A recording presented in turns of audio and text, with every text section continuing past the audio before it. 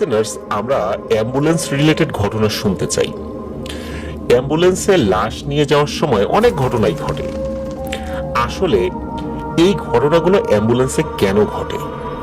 আবার অনেক সময় দেখা যাচ্ছে যে আত্মহত্যার লাশ নিয়ে অ্যাম্বুলেন্সে দীর্ঘ পথ পাড়ি দিলেও কোনো ধরনের কোনো সমস্যা হয়নি, অথচ স্বাভাবিকভাবে মারা যাওয়ার পরও বিভিন্ন ধরনের সমস্যা হচ্ছে। এই টাইপের ঘটনাগুলো আসলে কেন ঘটে?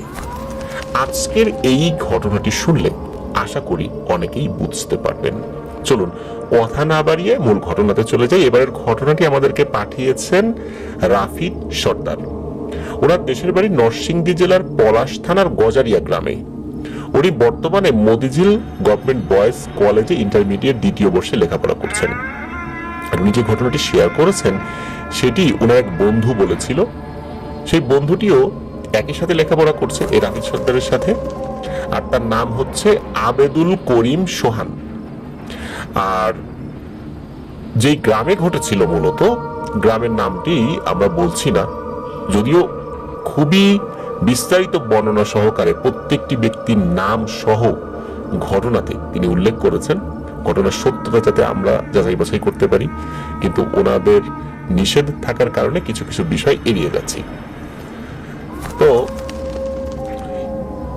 ঘটনাটি ঘটেছিল 1980 সালের পরে। আর এই যেই আবেদুল করিম সোহান যিনি, তো ওনার বাবারা মোট 3 ভাই 1 বোন। আর এই আবেদুল করিম সোহান ওনার বড় চাচা যিনি, তার নাম ছিল আহমেদ। মূলত ওনার লাশকে কেন্দ্র করেই ঘটনাটি ঘটে। একদিন উনি বাইরে থেকে বাসায় আসেন, প্রচন্ড ক্ষুধার্ত ছিলেন। তো বাসায় খাবার চাইলে বলে যে এখনো রান্না হয়নি। তো উনি আসলে এতটাই ক্ষুধার্ত ছিলেন যে রান্নাঘরে গিয়ে কি খাবার আছে, বাসি টাসি যদি কিছু থাকে সেটা উনি খেয়ে ফেলবেন, এতটা ক্ষুধার্ত ছিলেন। তো রাতের বেলায় রান্না করা মুরগির মাংস ছিল, যেটি বাসি ছিল আর কিছুটা নষ্ট নষ্ট হয়ে গিয়েছিল। কিন্তু উনি এতটাই ক্ষুধার্ত ছিলেন যে কোনো কিছু চিন্তা না করে ওইটা খেয়ে ফেলেন। আর এই কারণে সমস্যা যেটা হয় সেটা হলো ওনার মারাত্মক পেটে অসুখ হয় বা ডায়রিয়াতে উনি আক্রান্ত হন। এবং এটা এমন মাত্রা ধারণ করেছিল যে ওই সময় যে ওনাকে দ্রুত চিকিৎসা দেয়া হবে ঘরোয়াভাবে, ওই সুযোগটাও আসলে ওনারা পাচ্ছিলেন না। অবস্থা বেগতিক দেখে তাকে কিশোরগঞ্জ সদর হসপিটালে নিয়ে যাওয়া হয়। পরবর্তীতে সেখান থেকে ঢাকা মেডিকেল কলেজ হসপিটালে নিয়ে আসা হয়। আর ওনার সাথে এই যে আবেদুল করিম সোহান যিনি, তার বাবা, তার ফুপু, তারপর তার বাবার চাচাতো 2 ভাই, ওনারাও আসেন। তো এই যে আবেদুল করিম সোহান, ওনার বাবা তখন কলেজের লেখাপড়া শেষ করে উচ্চশিক্ষার জন্য ইউনিভার্সিটিতে ভর্তি হবেন, এরকম একটা বয়স ছিল তার ওই সময়। তো এদিকে অন্য লোকরা তো ছিলই সাথে, আর যে ফুপু ছিল তার বয়স 16 থেকে 18 বছর এরকম ছিল আর কি। তো ওনারা যখন হসপিটালে নিয়ে আসেন তখন এই আহমেদ চাচার শরীরের অবস্থা এতটাই খারাপ ছিল, ওনার শরীরের পানির পরিমাণ মারাত্মক কমে যায় এবং ওনাকে আসলে কোনো ভালো চিকিৎসা দেওয়ার আগেই আল্লাহর ডাকে সাড়া দিয়ে উনি চলে যান। উনি ওই দিন বিকাল 4টার দিকে মারা যান। আর লাশ হসপিটালের ফর্মালিটি শেষ করে হাতে পেতে পেতে সন্ধ্যা 6টা বাজে। পরে একটা অ্যাম্বুলেন্সে করে ওনার গ্রামের দিকে রওনা হবেন। তো রওনা যে দিবেন, এই প্রক্রিয়া মানে অ্যাম্বুলেন্স ঠিক করা বা আরো অন্যান্য কিছু জিনিস করা, বা ঢাকাতে যারা আত্মীয় স্বজনরা আছেন, ওই সময় তো এরকম মোবাইল ফোন ছিল না, তারপর আশেপাশে যারা আছেন ওনারা আসবেন, এই ব্যাপারগুলো মেনটেন করতে করতে রাত প্রায় 12টা বেজে যায়। তো অ্যাম্বুলেন্সে ছিলেন এই যে আবেদুল করিম সোহানের বাবা, তারপরে তার ফুপু, তারপর তার বাবার চাচাতো 2 ভাই এবং তাদের সাথে পরিচিত একজন পুলিশ সদস্য গাড়িতে ওঠেন। এই পুলিশ সদস্য হচ্ছে তারা পারিবারিক ভাবে সম্পর্ক রয়েছে, খুবই পরিচিত, আর একই গ্রামে বাড়ি ওই পুলিশ সদস্যের। তো উনি খবর পেয়েছিলেন যে মারা গেছেন, উনি এসেছিলেন, আর উনিও সিদ্ধান্ত নেন যে উনি এদের সাথে গ্রামে যাবেন। তো তারাও চিন্তা করছেন এত রাতের বেলা একজন পুলিশ সদস্য থাকলে ভালোই হবে। এই চিন্তা করে তারাও সানন্দে যে পুলিশ সদস্যকে গাড়িতে নিয়ে নেন। এদিকে কি হয়, এই আবিদুল করিম সোহান, যিনি তার বাবা, তার ফুপু এবং তার বাবার চাচাতো দুই ভাই, এনারা লাশের সাথে বসেন। আর ওই পুলিশ যে লোকটি, মানে পুলিশ সদস্য যিনি, উনি ড্রাইভারের সাথে পাশের সিটে বসেছেন আর কি। ওরা রওনা দিয়েছেন। পুরো রাস্তায় তেমন কোনো সমস্যা না হলেও যখনই কিশোরগঞ্জে তাদের গ্রামে প্রবেশ করেছেন তখনই এই সমস্যাটা সৃষ্টি হয়। ওই সময় কিন্তু রাস্তার আশেপাশে প্রচুর গাছপালা ছিল। তো ওনারা যখন যাচ্ছিলেন, তাদের সামনে রাস্তার ডান পাশে একটা পরিত্যক্ত বিল্ডিং পড়ে একটা জায়গায়। যখন ওই বিল্ডিং এর কাছে এসেছেন, হঠাৎ করে সাদা রঙের একটা কুকুর রাস্তার উপরে চলে আসে, বেশ বড় সাইজের একটি কুকুর। এই কুকুরের চোখের রং ছিল একদম লাল টকটকে, মনে হচ্ছে একটা বড় লাল কয়লার টুকরো ওই কুকুরের চোখের জায়গায় বসিয়ে দেওয়া হয়েছে, এমনটা লাল। সাধারণত রাতের বেলা এই ধরনের প্রাণীর চোখে যদি আলো পড়ে তখন কিন্তু লাল দেখায় না, অন্য রকমের একটা কালার দেখায়। আর তাদের চোখ তো স্বাভাবিক থাকে, আর স্বাভাবিক চোখের কিন্তু একটা কালার হয় আলো পড়লে, কিন্তু ওরকমটা লাগছিল না। হঠাৎ করে চলে আসার কারণে ড্রাইভার কিন্তু গাড়ি ব্রেক করতে পারেনি। ড্রাইভার কি করেছে, ওই গাড়ির উপর দিয়ে চালিয়ে দিয়েছে। এটা পুলিশ সদস্য যিনি পাশে বসেছেন তিনিও দেখেছেন। আর এই দুজন আর একটা বিষয় খেয়াল করে, সেটা হলো যে কুকুরটিকে ধাক্কা দেওয়ার পর, মানে চাপা দেওয়ার পর গাড়িতে তো ঝাঁকুনি লাগার কথা, তাই না? কিন্তু এমন কোনো কিছু তারা অনুভব করলেন না। আর লাশের সাথে যারা পেছন দিকে ছিলেন তারা কিন্তু এটা দেখেননি। শুধু এই জিনিসটা ওই পুলিশ সদস্য এবং গাড়ির যিনি ড্রাইভিং সিটে বসে আছেন ড্রাইভার, উনিই দেখেছেন। ওই জিনিসটা পুলিশ লক্ষ্য করার পর ড্রাইভারকে বলেন, ভাই এইটা কি হলো আমাদের সাথে, আমি তো কিছুই বুঝতে পারলাম না। পরে ড্রাইভার তাকে বললেন যে, ভাই আমি তো অনেকদিন যাবত এই অ্যাম্বুলেন্স চালাই, অনেক ধরনের লাশ এই অ্যাম্বুলেন্সে করে আমি নিয়ে যাই, তাই আমি অনেক কিছু দেখেছি, আপনি চিন্তা করবেন না। লাশের গাড়িতে এরকম অনেক কিছুই হয়, আপনি দোয়া দরুদ পড়তে থাকেন। তো কিছুক্ষণ যাওয়ার পর পেছন দিকে এই যে আবিদুল করিম সোহানের বাবা এবং বাকি যারা ছিলেন তারা লক্ষ্য করেন যে অ্যাম্বুলেন্সের পিছনের যে লাইট রয়েছে একবার জ্বলছে এবং নিভছে, ইমার্জেন্সি লাইট যেগুলো বলে আর কি, জ্বলছে নিভছে। তখন পেছন থেকে একজন ড্রাইভারকে বলেন যে, আপনার অ্যাম্বুলেন্স খারাপ নাকি, পিছনের লাইটটা বারবার জ্বলছে আর নিভছে কেন? আপনি কি পিছনের লাইটটা এরকম করে রেখেছেন? তখন ড্রাইভার বলে, না আমি তো এটা করি নাই, এটা এমনিতেই হচ্ছে। আর লাশের গাড়িতে এরকম অনেক কিছু হয়, আপনারা দোয়া দরুদ পড়তে থাকেন, কিছু সময়ের মধ্যে আমরা চলে আসবো ইনশাল্লাহ, আর এই সমস্যাগুলো থাকবে না, দোয়া দরুদ পড়েন। তো লাইটের এই সমস্যাটা কিছুক্ষণ থাকার পর ঠিক হয়ে যায় সত্যি, তবে ওনারা সবাই খুব ভয় পেয়েছিলেন। তো ওনারা চুটার সামনে একটা চায়ের দোকান দেখতে পান। তো ওনারা সবাই ঠিক করেন যে সেখানে নেমে তারা চা খাবেন, একটু বিশ্রাম নিয়ে আবার তারা গ্রামের দিকে রওনা দিবেন। তো ওই চায়ের দোকানের যে রাস্তা, ওই রাস্তার পাশে একটা ছিল বিশাল বড় বট গাছ, আর এই বট গাছের পাশেই ছিল বিশাল একটা পরিত্যক্ত পুকুর। আগে সেখানে মাছ চাষ করা হলেও কোনো একটা অজানা কারণে ওখানে মাছ চাষ করা বন্ধ হয়ে যায়। তো ওনারা সেই বট গাছের নিচে গাড়ি রেখে চায়ের দোকানে গিয়ে তারা সবাই চা খেতে শুরু করেন এবং সেখানে বিশ্রাম নিতে থাকেন। তখন ড্রাইভার এবং ওই পুলিশ সদস্য ওনারা সকলকে বলেন যে এখানে আসার সময় ওই যে কুকুরের সাথে যে ঘটনাটি ঘটেছিল, এই ঘটনা এবং কি কি অস্বাভাবিক ঘটনা তারা প্রত্যক্ষ করেছেন সেই বিষয়গুলো সকলকে বলেন। তো এই কথা বলতে বলতে হঠাৎ করে তারা লক্ষ্য করে যে বট গাছের ডালগুলো কেমন যেন অস্বাভাবিকভাবে নড়ছে। সাধারণত বাতাসে পাতা নড়বে, ডালগুলো এইভাবে নড়ার কথা নয়, কারণ বাতাসে যদি ডালও নড়ে সেই সাথে পাতাও নড়বে। মনে হচ্ছিল ডালগুলোই নড়ছে, আর ডালগুলো নড়ার কারণে পাতা নড়ছে। আশেপাশে কিন্তু বাতাস সেরকম ছিল না বললেই চলে। আর ওই যে পরিত্যক্ত যে পুকুরটি, ওই পুকুরে পানিতে মনে হচ্ছে কেমন যেন ঢেউ সৃষ্টি হচ্ছে। এই জিনিসগুলো হতে হতে অ্যাম্বুলেন্সের দিকে তারা খেয়াল করেন যে ওই অ্যাম্বুলেন্সটি মনে হচ্ছে দুলছে, এপাশ ওপাশ দুলছে, এরকমটা মনে হচ্ছে। ওই সময় কিন্তু অ্যাম্বুলেন্সের ভিতরে কেউ ছিল না, প্রত্যেকে এই জিনিসটা লক্ষ্য করেছিলেন। দোকানদারও লক্ষ্য করেছিলেন, তার দোকানদারকেও ওই ঘটনাগুলো বলেছিলেন যে আসার পথে কি কি হয়েছে। তো ওনারা চিন্তা করেন যে তাড়াতাড়ি অ্যাম্বুলেন্সের কাছে যাই, অ্যাম্বুলেন্সে নড়ছে কেন, যদি আবার পড়ে যায় এক পাশে তখন তো সমস্যা। ওনারা যখন অ্যাম্বুলেন্সের কাছে যান এবং অ্যাম্বুলেন্সে ঢোকার জন্য দরজাটা খোলেন, তখন প্রত্যেকে দেখতে পান যে এই যে লাশটি কাপড় দিয়ে ঢেকে রাখা হয়েছে, সাদা একটা কাপড় দিয়ে, এটি সম্পূর্ণ লাল রক্তে ভিজে আছে। আর এই লাশের উপর থেকে কাফনের কাপড় সরানোর পর তারা দেখেন যে এই লাশটি শুধু কঙ্কাল পড়ে আছে, কঙ্কালের সাথে রক্ত লেগে আছে, আর লাশের গায়ে এতটুকু মাংস অবশিষ্ট নেই। এটা দেখে প্রত্যেকেই মারাত্মক ভয় পান। আর সবচাইতে বেশি ভয় পান এই যে আবেদুল করিম সোহানের যিনি ফুপু, উনি এতটা ভয় পেয়েছিলেন ওখানে উনি সেন্সলেস হয়ে গিয়েছিলেন।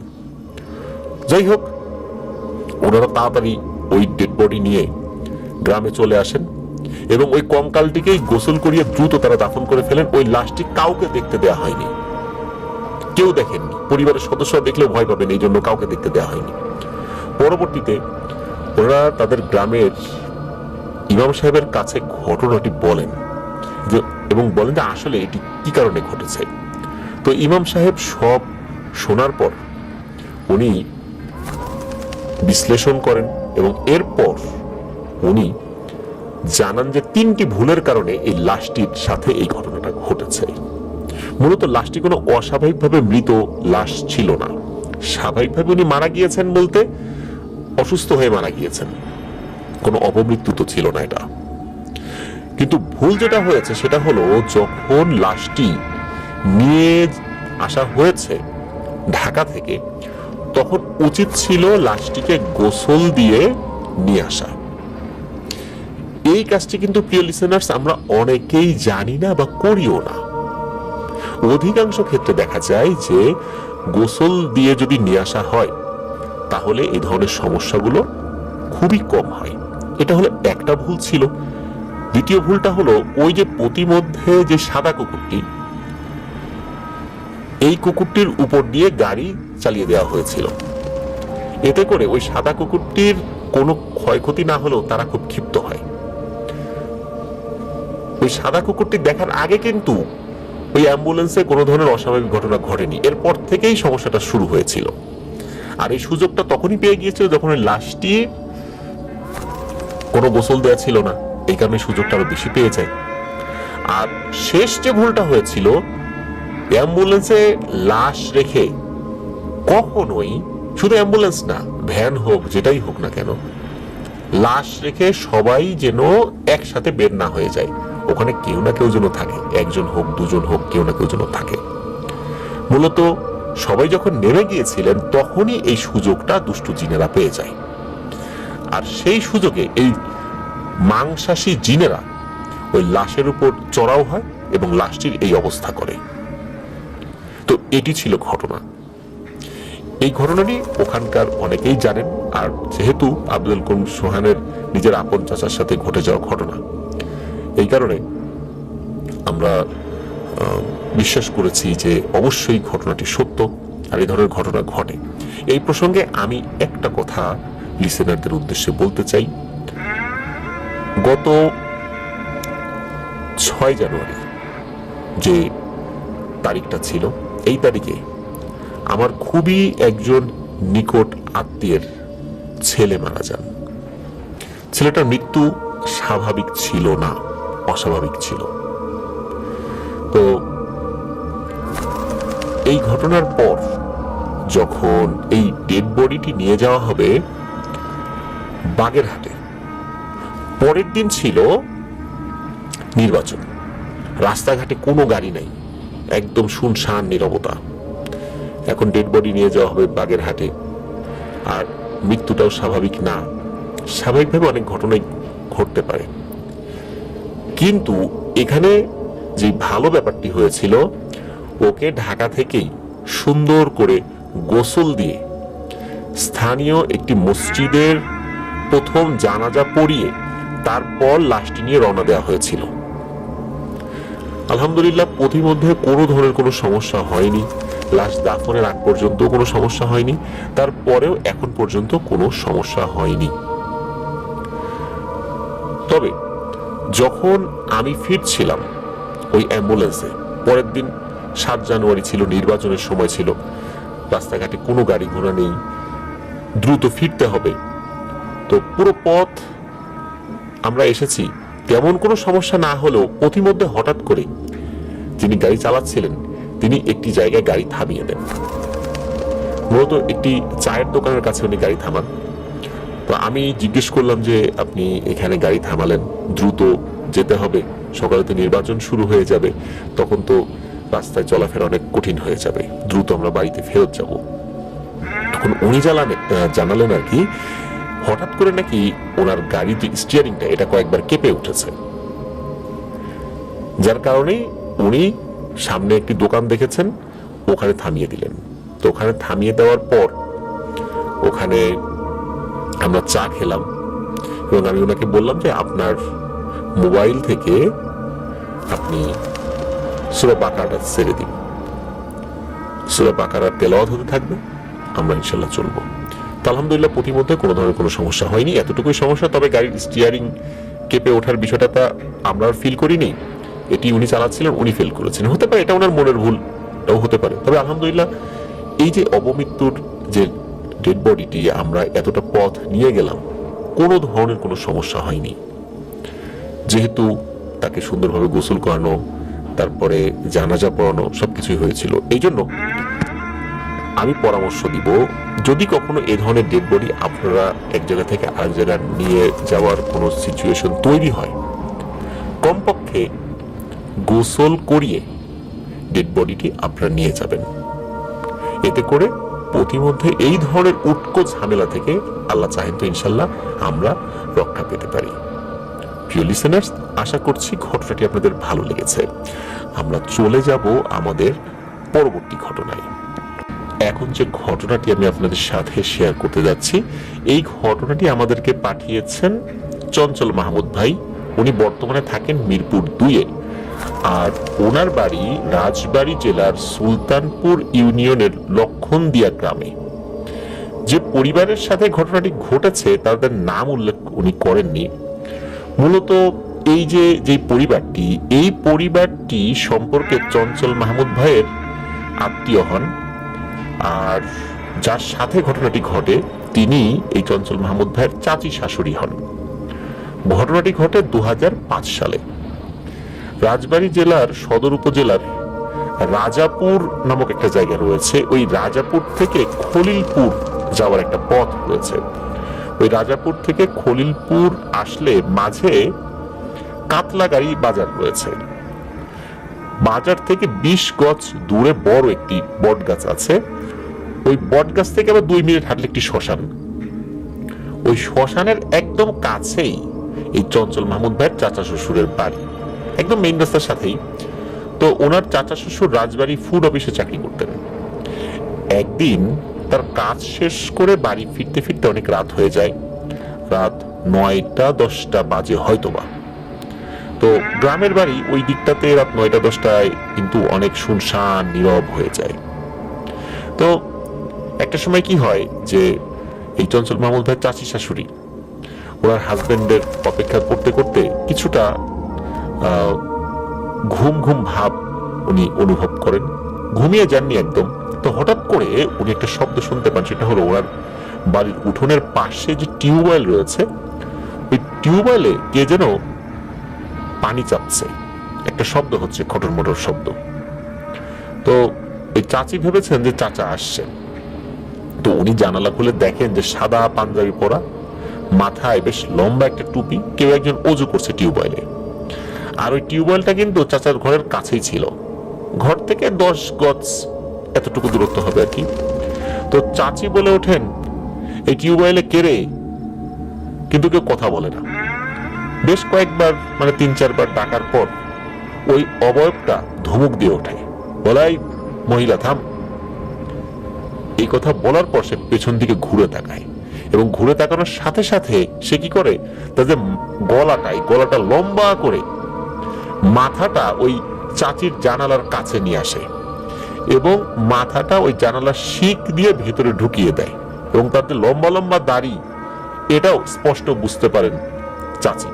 তার চেহারাটা একদম মানুষের মতোই, কিন্তু যখন গলা লম্বা করে এত দূর থেকে মাথাটা ঢুকিয়ে দিল জানালার ভেতর দিয়ে, তখন তো এটা আর মানুষ হবে না, তাই না? ওই অবয়বটা তখন বলে ওঠে, এই মহিলা শোন, আমার বয়স 850 বছর, আর আমি এইখানে 300 বছর ধরে আছি। আজ পর্যন্ত কেউ আমাকে বিরক্ত করে নাই। আমি অজু করছি আর তুই আমাকে জেরা করিস যে আমি কে। মানলাম তুই আমাকে চিনিস না, কিন্তু অজু করার সময় বিরক্ত করতে হয় না, এটা তো তুই জানিস। তুই তো বুঝতে পেরেছিলি যে আমি অজু করছি।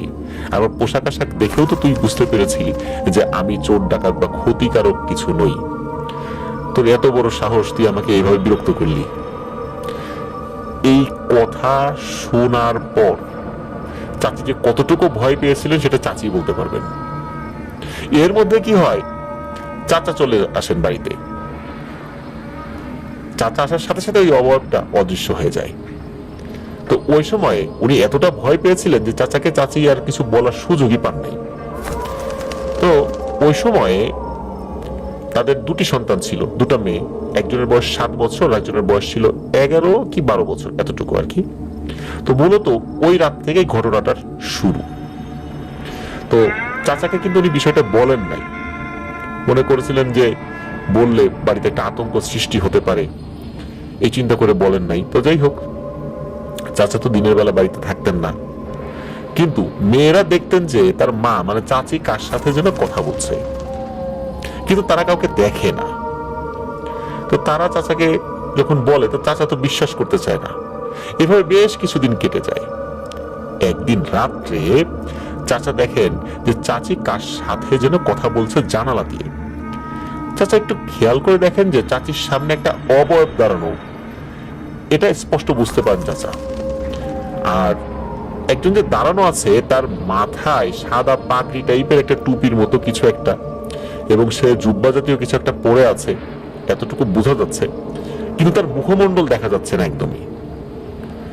তার মুখমণ্ডল ভেদ করে বাইরের আলো পর্যন্ত দেখা যাচ্ছে, কিন্তু মুখ দেখা যাচ্ছে না।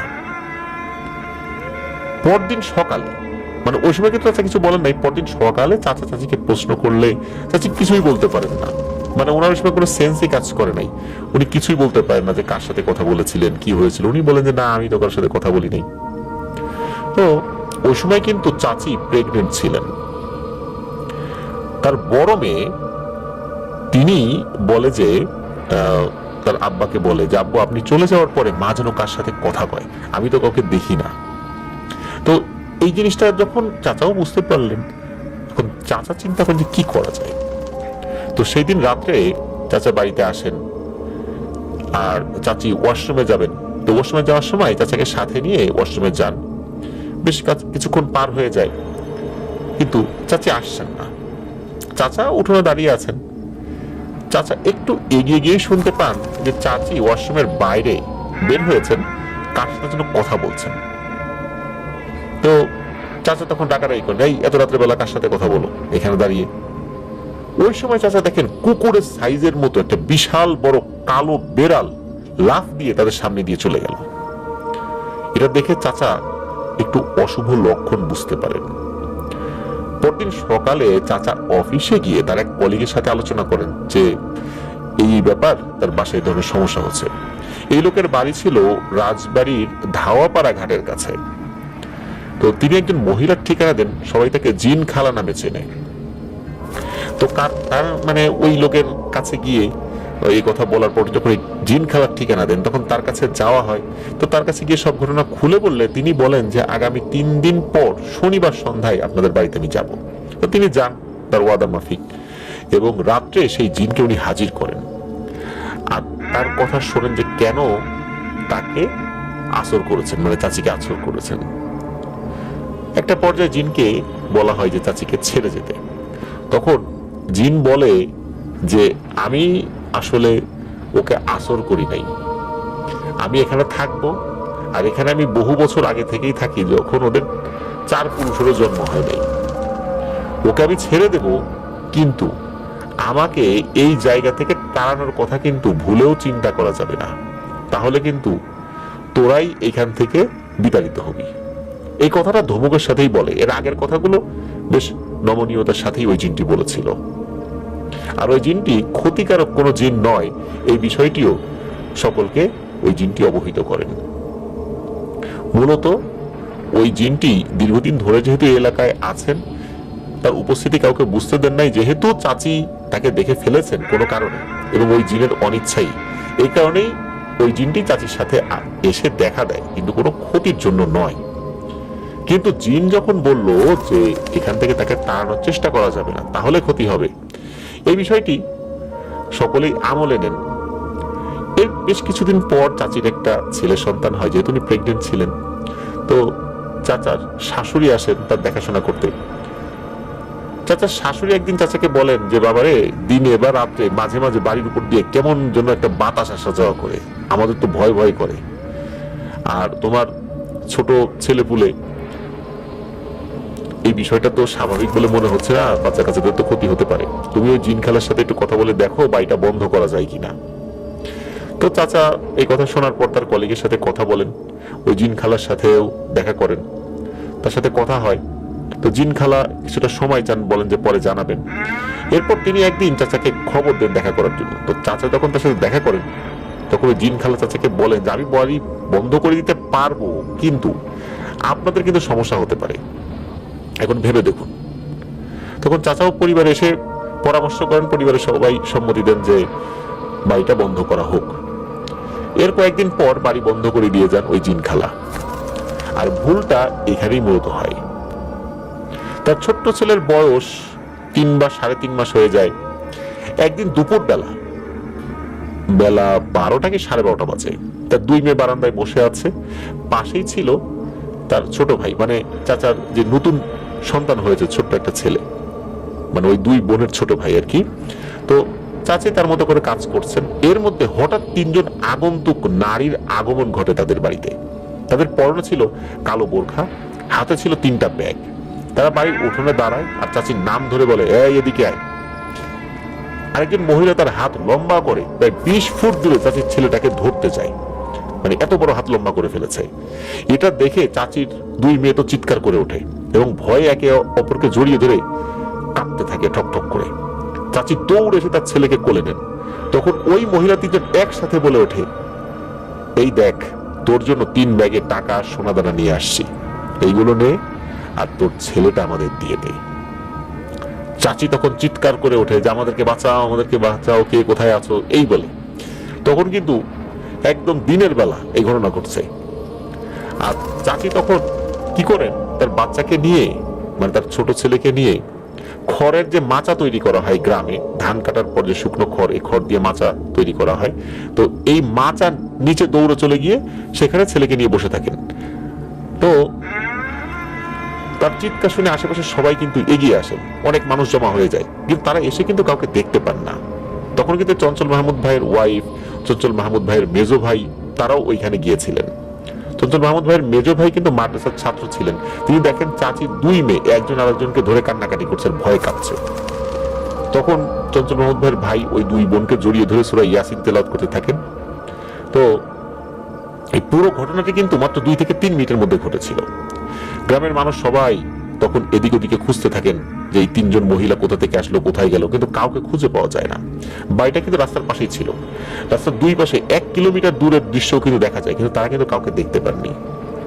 চাচি কিন্তু তখনও ওই খড়ের মাচার নিচে বসে আছেন আর বলতে থাকেন যে না, আমার ছেলেকে দেব না, আমার ছেলেকে দেব না। পাগলের মতো হয়ে যান চাচি একদম ওই সময়। সবাই তখন চাচিকে বের করে আনেন আর বলেন যে ভয় নাই তোমার, আমরা সবাই আছি তোমাদের সাথে, কোনো ভয় নাই, আসো, বের হয়ে আসো। অনেক সময় পর চাচি শান্ত হন। এদিকে চাচাও বাড়িতে আসেন। আবার ওই জিন খালাকে খবর দিয়ে আনা হয় পরের দিন। তো ওই দিন ওনারা কেউ আর রাতের বেলা ওই বাড়িতে ছিলেন না। তো জিন খালা এসে বলেন যে আমি তো আগেই বলেছি বাড়ি বন্ধ করলে আপনাদের সমস্যা হতে পারে, তাই হচ্ছে। এখন এর সমাধান কি? সমাধান একটাই, আপনারা এই বাড়িটা ছেড়ে চলে যাবেন, আর কখনোই এই বাড়িতে থাকার চেষ্টা করবেন না, বিশেষ করে রাতের বেলা তো অবশ্যই না। তারা কিন্তু ওই বাড়িটা ছেড়ে দিয়ে রাজবাড়ি শহরে তার এক বোনের বাসায় ওঠেন। পরে এই চাচা বদলি হয়ে ফরিদপুরে চলে যান। সেই থেকে মানে 2005 সাল থেকে অদ্যাবধি তারা ফরিদপুরে আছেন। কাকা মাঝে মাঝে বাড়িতে আসেন, কিন্তু তার ছেলে মেয়ে চাচি এখনো ওই বাড়িতে আসেন না। ভয়টা এতটা পেয়েছিলেন, কারণ সবাই তো বিষয়টা প্রত্যক্ষ করেছিলেন। কারণ প্রত্যেকের মনের মাঝেই ভয়ানক একটা ভয়ের ব্যাপার কাজ করে। এই 18 বছরের বেশি সময় ধরে তারা কিন্তু ওই বাড়িতে আসেন না, বিশেষ করে রাত থাকেন না। তো খলিলপুর থেকে রাজাপুরের মাঝে একটি গ্রামেরই এই ঘটনা। আর কাকার নামটা বলা হয়নি, তাহলে অনেকে চিনতে পারবেন, আর ওই এলাকার অনেকেই বিষয়টি জানেন। ধন্যবাদ চঞ্চল মাহমুদ ভাই, আপনার এলাকার চমৎকার একটি ঘটনা আমাদের সাথে শেয়ার করেছেন। আসলে নিজ ভিটামাটি ছেড়ে অন্য জায়গায় যদি কেউ থাকে, নিজের ভিটামাটির একটা টান তো সকলেই অনুভব করে, কিন্তু কোনো সমস্যার কারণে যদি এরকমটা হয় যে কোনো মানুষের ভয়ে না, কিন্তু কোনো অশরীরীর ভয়ে এরকমটা হতে থাকে, তাহলে বিপদটা আরো বেশি হতে পারে। কারণ শত্রুকে তো দেখা যায় না, যে কোনো সময় আক্রমণ করতে পারে। আর এখানে যে ভুলটা হয়েছিল, যেহেতু ওই জিনটা বলেছিল যে সে কোনো ক্ষতি করবে না, তারপরেও ওই বাড়িটা বন্ধ করা হয়। এই জন্যই মূলত খুব ক্ষিপ্ত হয়েছিল তারা, যার কারণে এই উপদ্রবটা শুরু হয়েছিল। প্রিয় লিসেনার্স, আশা করছি ঘটনাটি আপনাদের ভালো লেগেছে। চলুন আমরা চলে যাব আমাদের এবারের 88 নং এপিসোডের পরবর্তী আরো একটি নতুন ঘটনায়। আবারও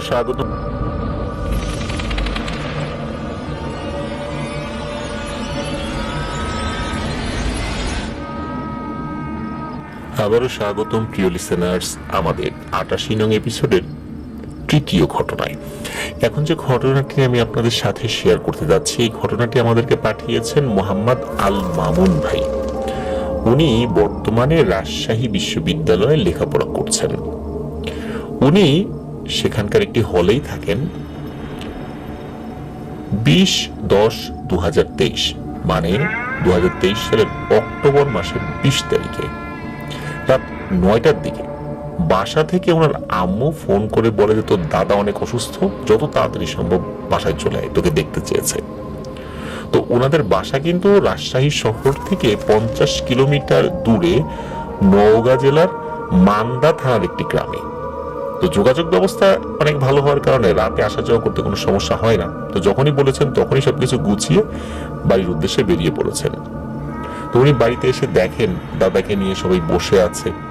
তো দাদা ওনাকে দেখে চোখের পানি ছেড়ে দিয়ে বলছে, আমাকে ওরা বাঁচতে দেবে না, বাড়ি ঘরে আগুন লাগিয়ে দেবে, তোরা এখানে থাকিস না, দূরে কোথাও চলে যা। এটা বলেই ওনার দাদা অজ্ঞান হয়ে যান। তো এবার আসি ঘটনাতে। ছোটবেলা থেকেই ওনারা দেখে আসছেন ওনার দাদা অনেক বড় একজন কবিরাজ ছিলেন। ওনার দাদা জিন ছাড়ানোর কাজ করতেন মাঝে মাঝে। এমনকি এই মোহাম্মদ আল মামুন ভাই উনিও যেতেন ওনার দাদার সাথে রুকিয়া করা দেখতে। ভূত প্রেত জিন এগুলো নিয়ে ওনার কৌতূহল ছিল ছোটবেলা থেকেই। ওনার দাদা কখনোই কাউকে চিকিৎসা করিয়ে একটি পয়সাও তার কাজের জন্য পারিশ্রমিক হিসাবে নেননি। ওনার দাদার সাথে এখনো একটি মেয়ে জিন রয়েছে, যার নাম হচ্ছে শাহজাদি। ঘটনাটা মূলত শুরু হয় রহিম নামের এক জেলের সাথে। প্রতিদিনের মতো সব জেলেদের সাথে রাত্রে নদীতে মাছ ধরতে যায় এই রহিম। বাকি সব জেলেদের জালে ভালোই মাছ পাচ্ছিল, কিন্তু এই রহিমের জালে কোনো মাছই উঠছিল না। রহিমের তো মনটা খারাপ হয়ে যায়। বলে রাখা ভালো, রহিম যেখানে মাছ ধরছিল তার একটু দূরে একটা শ্মশান ঘাট ছিল। ওখানে পানির গভীরতা অনেক বেশি, ফলে এখানে মাছ পাওয়ার সম্ভাবনা অনেক বেশি, কিন্তু কেউ ওইদিকে মাছ ধরতে যায় না।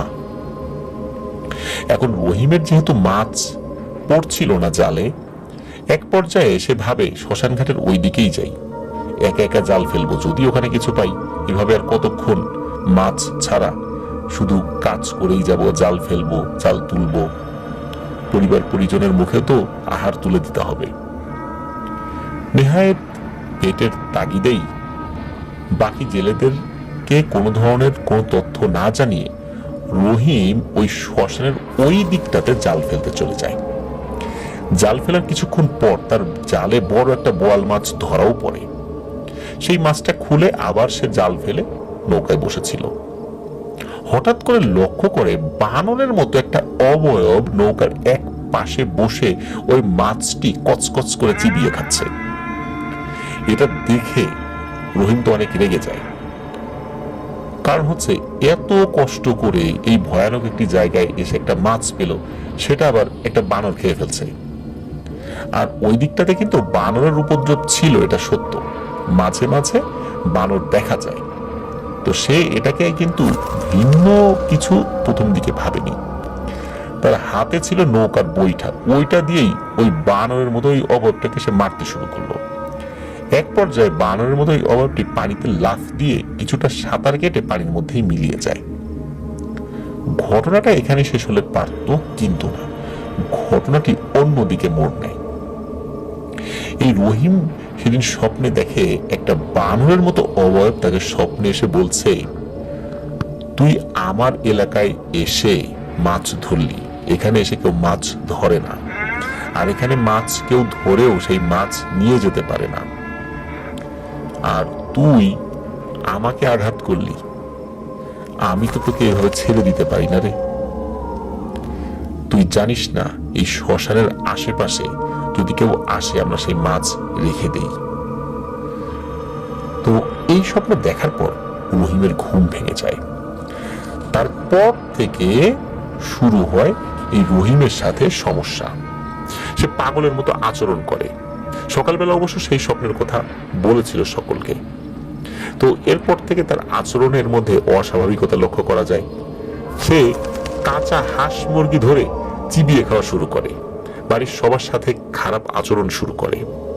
আর থেকে থেকে নাকি 2-3 জন্য 2 দিন 3 দিন 5 দিন এরকম সে উধাও হয়ে যায়, কোথাও তাকে খুঁজে পাওয়া যায় না। হঠাৎ করে ওই শ্মশানের ওই দিকটাতে বা শ্মশানে তাকে খুঁজে পাওয়া যায়। সে কিভাবে গেল কেউ বলতে পারে না, রহিমও বলতে পারে না।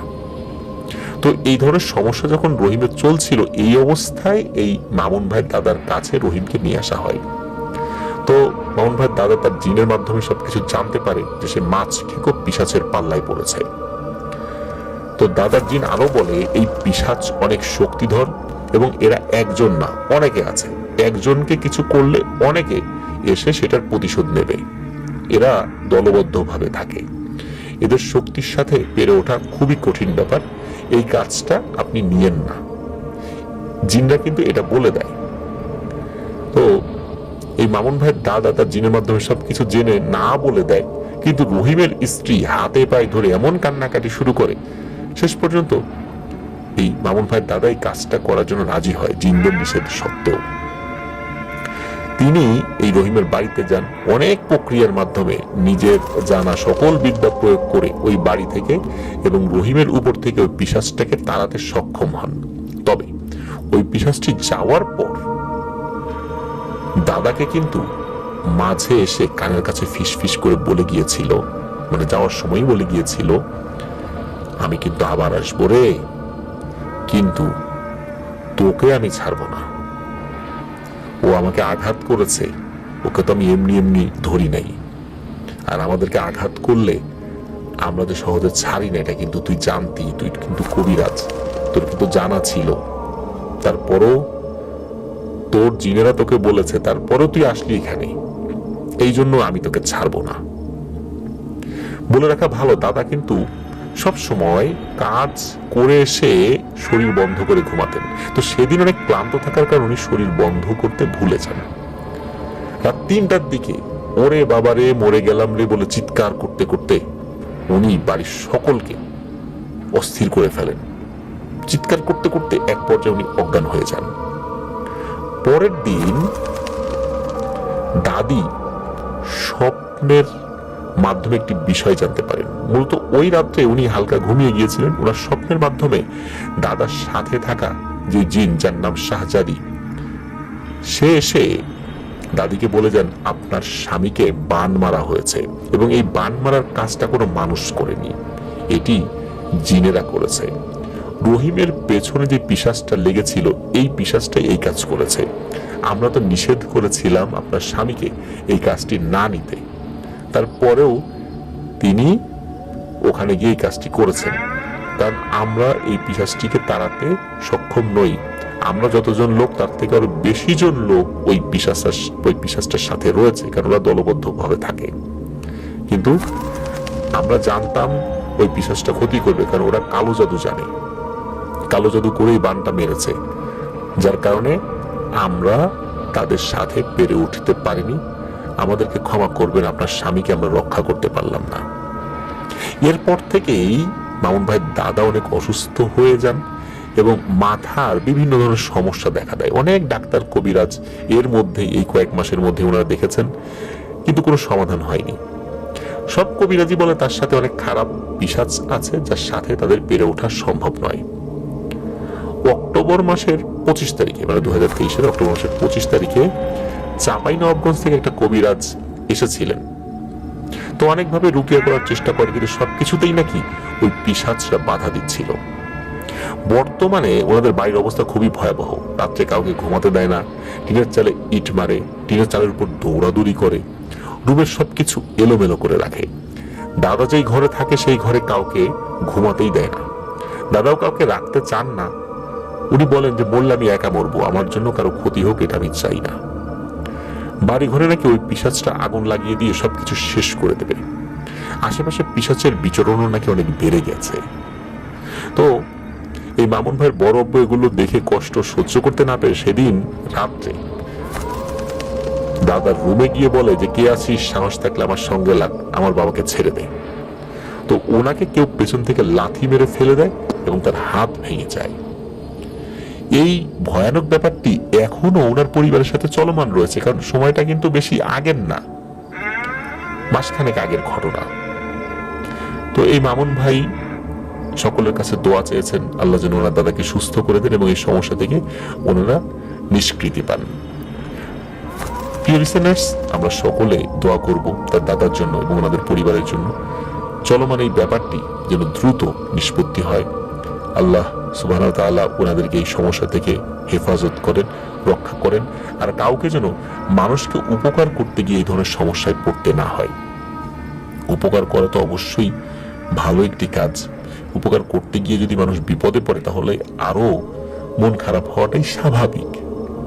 আল্লাহ অবশ্যই এই ধরনের মানুষদের সাথে থাকবেন। বিপদ আপদ তো ভালো মানুষদের উপর আসবেই, তাই না? আল্লাহ হেফাজত করবেন। ধন্যবাদ মামুন ভাই, এই ঘটনাটি আমাদের সাথে শেয়ার করেছেন। আমরা অন্তরের অন্তঃস্থল থেকে দোয়া করি এই সমস্যা থেকে যেন আপনারা নিষ্কৃতি পান। চলুন আমরা চলে যাব আমাদের 88 নং এপিসোডের পরবর্তী আরো একটি নতুন ঘটনায়। এটি 2004 সালের দিকে ঘটেছিল, তার মানে আজ থেকে প্রায় 20 বছর আগে। নানা ছিলেন তার মা বাবার একমাত্র সন্তান। নানার মা অর্থাৎ এই নূর হোসেন হৃদয় ভাইয়ের বড় মা, উনিও ছিলেন মা বাবার একমাত্র সন্তান। সেই সুবাদে এই নানার যিনি নানা, তিনি মারা যাবার পর নানাই হন সেই সকল সম্পত্তির উত্তরসূরি। বর্তমান সময়ের মূল্য হিসাব করলে নাকি প্রায় 50 কোটি টাকারও বেশি সম্পত্তির মালিক ছিলেন নানা। কিন্তু দুঃখের বিষয় হলো এত সম্পত্তির মালিক হওয়া সত্ত্বেও সেই সম্পত্তি নানা ভালো করে ধরে রাখতে পারছিলেন না। তখনকার সময়ে সব সম্পত্তি সস্তা মূল্যে উনি বিক্রি করলে শখ আহ্লাদ মেটাতে থাকেন আর কি। তো যাই হোক, নানার শখ ছিল কিছু জায়গা বিক্রি করে একটা রাইস মিল স্থাপন করবেন। তো যেই ভাবনা সেই কাজ, বাড়ি থেকে সামান্য কিছু দূরে একটা রাইস মিল স্থাপন করেন এবং সেই রাইস মিলে নিজ গ্রাম ও আশেপাশের গ্রাম থেকেও অনেকে আসতেন ধান থেকে চাল বের করার জন্য। তো সেই ধান ভাঙার কল বা রাইস মিলটা চালাতো এই নূর হোসেন হৃদয় ভাইয়ের বড় মামা। বর্তমানে তিনি অবশ্য ওমান প্রবাসী, ওনার সাথেই থাকেন আর কি। এরপর বড় মামা না চালালে মেজো মামা চালাতেন, তারপর সেজো মামা চালাতেন। এইভাবে তিনজনেই একে একে যখন যেভাবে সময় পেতেন সেভাবেই ওই রাইস মিলটা চালাতেন। আর নানা কি করতেন, ওখানে গিয়ে একটু সময় কাটাতেন আর কি। ওনার কাছে ভালো লাগতো, কারণ উনি অনেক শখ করে এই রাইস মিলটা দিয়েছিলেন। তো ওটাকে কল ঘর বলতেন, মানে মেশিন ঘর, কল ঘর, কল ঘর নামে বেশি পরিচিত ছিল আর কি। তো নানা কিন্তু কখনো কল ঘরে বসে এই মেশিন চালাতেন না, জাস্ট উনি বসতেন, ভালো লাগতো এই আর কি। তো লোকজনের সাথে কথা বলতেন, মজা পেতেন। তো একদিন হয়েছে কি, রাতের বেলা উনি কি একটা কাজে সেই কল ঘরে যান, এরপর শুরু হয় প্রচন্ড বৃষ্টি। তো নানা সেখানে আটকে যান। বৃষ্টি তো থামছেই না, সেই কল ঘরের একটা চৌকি ছিল, সেখানে নানা শুয়ে আরাম করতে থাকেন।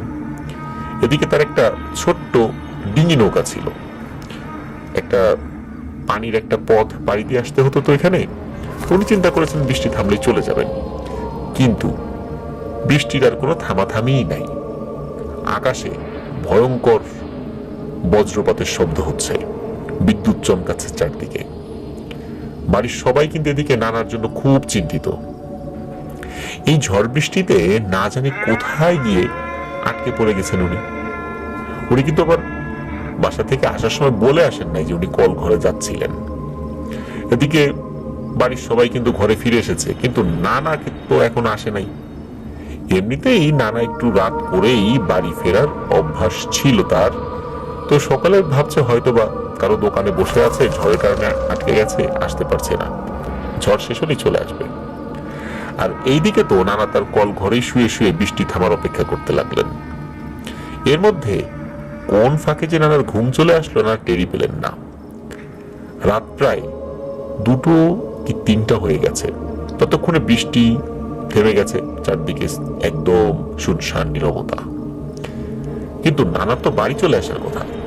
সাধারণত আমরা কোথাও বৃষ্টির কারণে আটকা পড়লে বা বৃষ্টি থামলে কিংবা বৃষ্টি কমে হালকা ঝিরিঝিরি বৃষ্টি যদি থাকে তখন কিন্তু আমরা বাড়ির দিকে রওনা হই, কিন্তু না, বৃষ্টি থামলো অনেকক্ষণ পর। এদিকে বৃষ্টি থামার পরও অনেকক্ষণ হয়ে গেছে, নানার বাড়িতে আসার কোনো নামই নেই। তখনকার সময় তো মানে 2004 সালের দিকে মোবাইল ফোনের এতটা প্রচলন হয়নি, আর ওটা গ্রামের দিকে, সেখানে তো আরো প্রচলন হয়নি। শহরে বেশ হয়েছে তখনও, কিন্তু এখনকার মতো প্রত্যন্ত অঞ্চলগুলোতে মোবাইল ফোন ছড়িয়ে পড়েনি। এদিকে ওনারা তো বাড়ি থেকে কোনো খবর নিতে পারছেন না যে আসলে কোথায় গিয়েছেন। এইদিকে এই নূর হোসেন হৃদয় ভাইয়ের মেঝো মামা ছাতা লাইট নিয়ে নানাকে খুঁজতে বের হয়ে গেলেন। তার উদ্দেশ্য হলো হয়তোবা কারো দোকানে বসে আছে, কিংবা হয়তোবা অন্য কোথাও গেছে বা আটকে গেছে। এখান থেকে কিভাবে উদ্ধার করা যায় সেটাই ছিল উদ্দেশ্য। তো মামা গিয়ে নানাকে ডেকে বাড়ি নিয়ে আসবেন এই চিন্তা করেছেন, কিন্তু না, এলাকার সকল দোকানপাট বন্ধ, আশ্রয় কেন্দ্র বন্ধ, মসজিদের বারান্দা সহ এদিক ওদিক বহু জায়গায় নানাকে খুঁজে কোথাও মেজো মামা তাকে পেলেন না।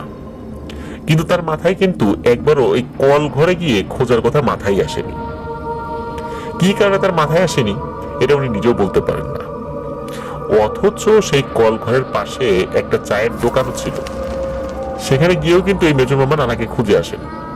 কিন্তু কেন যে কল ঘরে একটু উকি মেরে দেখলেন না এটা উনি নিজেও বলতে পারেন না।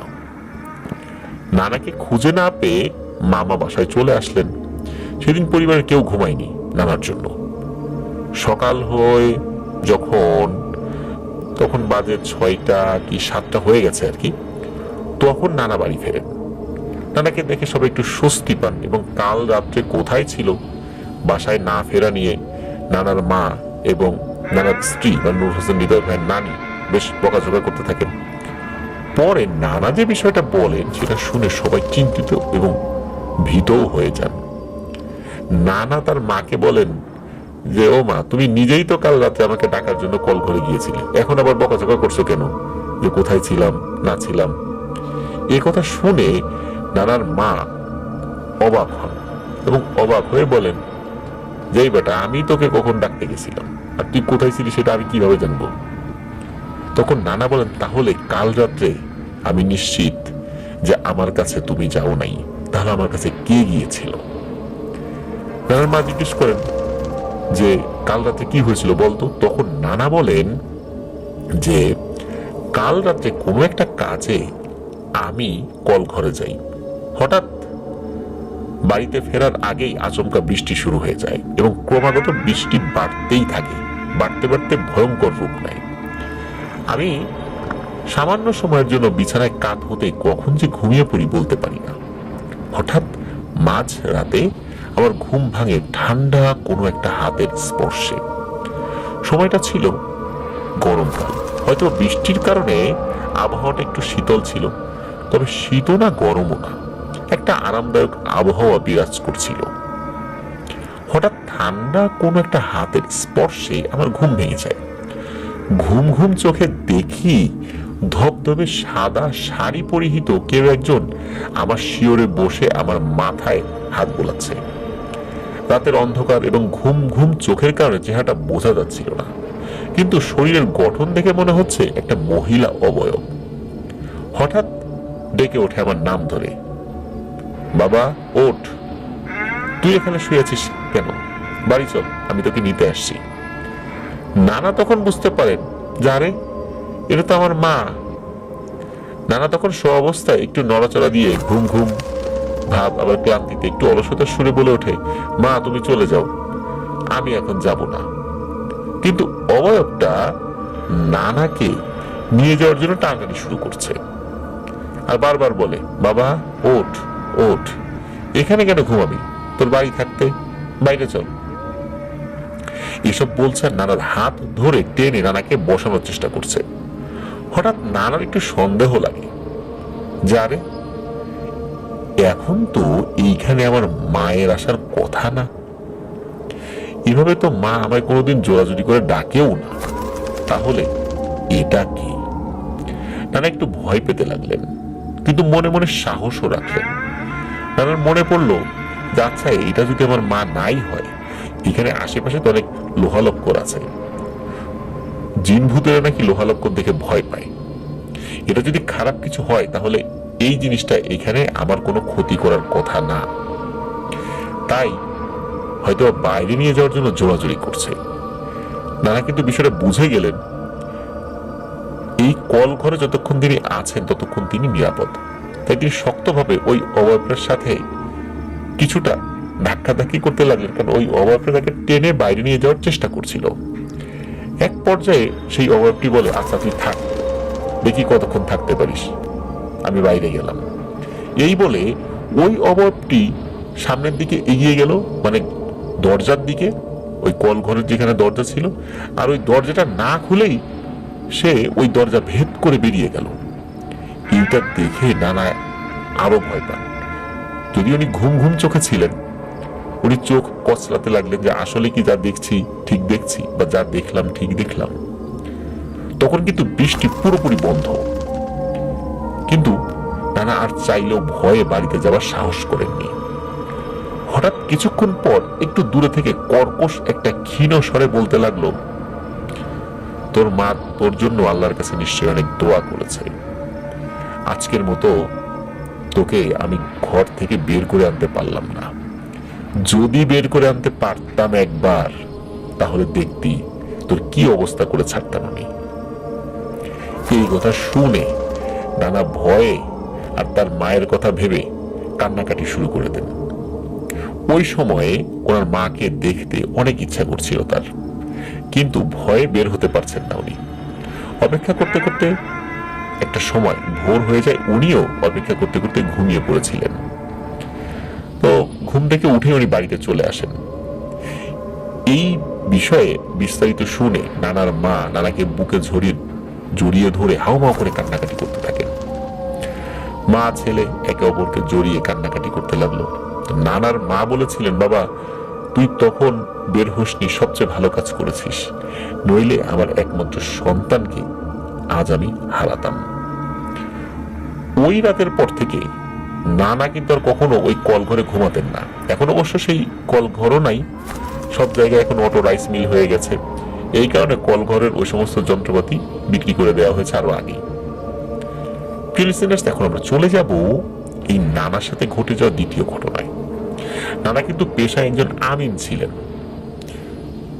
মানে হচ্ছে জমি জমা মাপ যোগ করতেন। সেই সুবাদে কিন্তু বহু দূর দূরান্তেও নানাকে দাওয়াত করে নিয়ে যাওয়া হতো। সবাই নানাকে বড় মাপের একজন ভালো আমিন হিসেবে জানতেন। আসলে নানার মতো ভালো এবং একজন নিরপেক্ষ আমিন পাওয়া বর্তমান জামানায় কিন্তু খুবই দুরূহ ব্যাপার। এই কারণেই ওই সময় নানার অনেক নাম ডাক ছিল।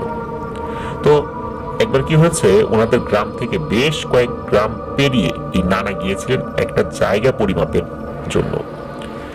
আর যে জায়গাগুলো পরিমাপ করা হবে এই জায়গাটা ছিল বেশ বড়, কয়েকদিন লেগে যাবে কাজটা শেষ করে সবাইকে যার যার দখল বুঝিয়ে দিতে। তো নানা সেখানে গিয়ে সকলের বক্তব্য শুনে সকল তথ্য প্রমাণের ভিত্তিতে জমি জমা পরিমাপের কাজে লেগে পড়েন। আর যেই বাড়িতে তিনি জায়গা জমি পরিমাপের কাজ করছিলেন সেই বাড়ির পেছনে একটি খারাপ জায়গা ছিল, মানে ভয়ানক একটি জায়গা ছিল, যে স্থানটির বিষয়ে সেই বাড়ির সবাই জানত, বাড়ির কেউ সেখানে যেত না। এই কারণে স্থানটি ছিল পরিত্যক্ত, আর আগাছা ঝোপঝাড়ে সেই জায়গাটা ছিল এক ভয়ানক অবস্থায়। তো নানার হিসাব মতো ঠিকঠাক ভাবে জায়গা মেপে বুঝিয়ে দিতে হবে, এই ঝোপঝাড়গুলো পরিষ্কার করে ফেলতে হবে, কারণ মাপের ফিতা বা শেকল নিয়ে এর মধ্যে দিয়ে যেতে হবে, না হলে লাইন আঁকাবাঁকা হয়ে গেলে পরিমাপে বেশ কম হয়ে যেতে পারে। আর নানা কিন্তু একদম কাটায় কাটায় হিসাব করতেন, মাপঝোঁক তার ছিল খুবই নিখুঁত, এই জন্যই ওনার কিন্তু বেশ সুনাম ছিল।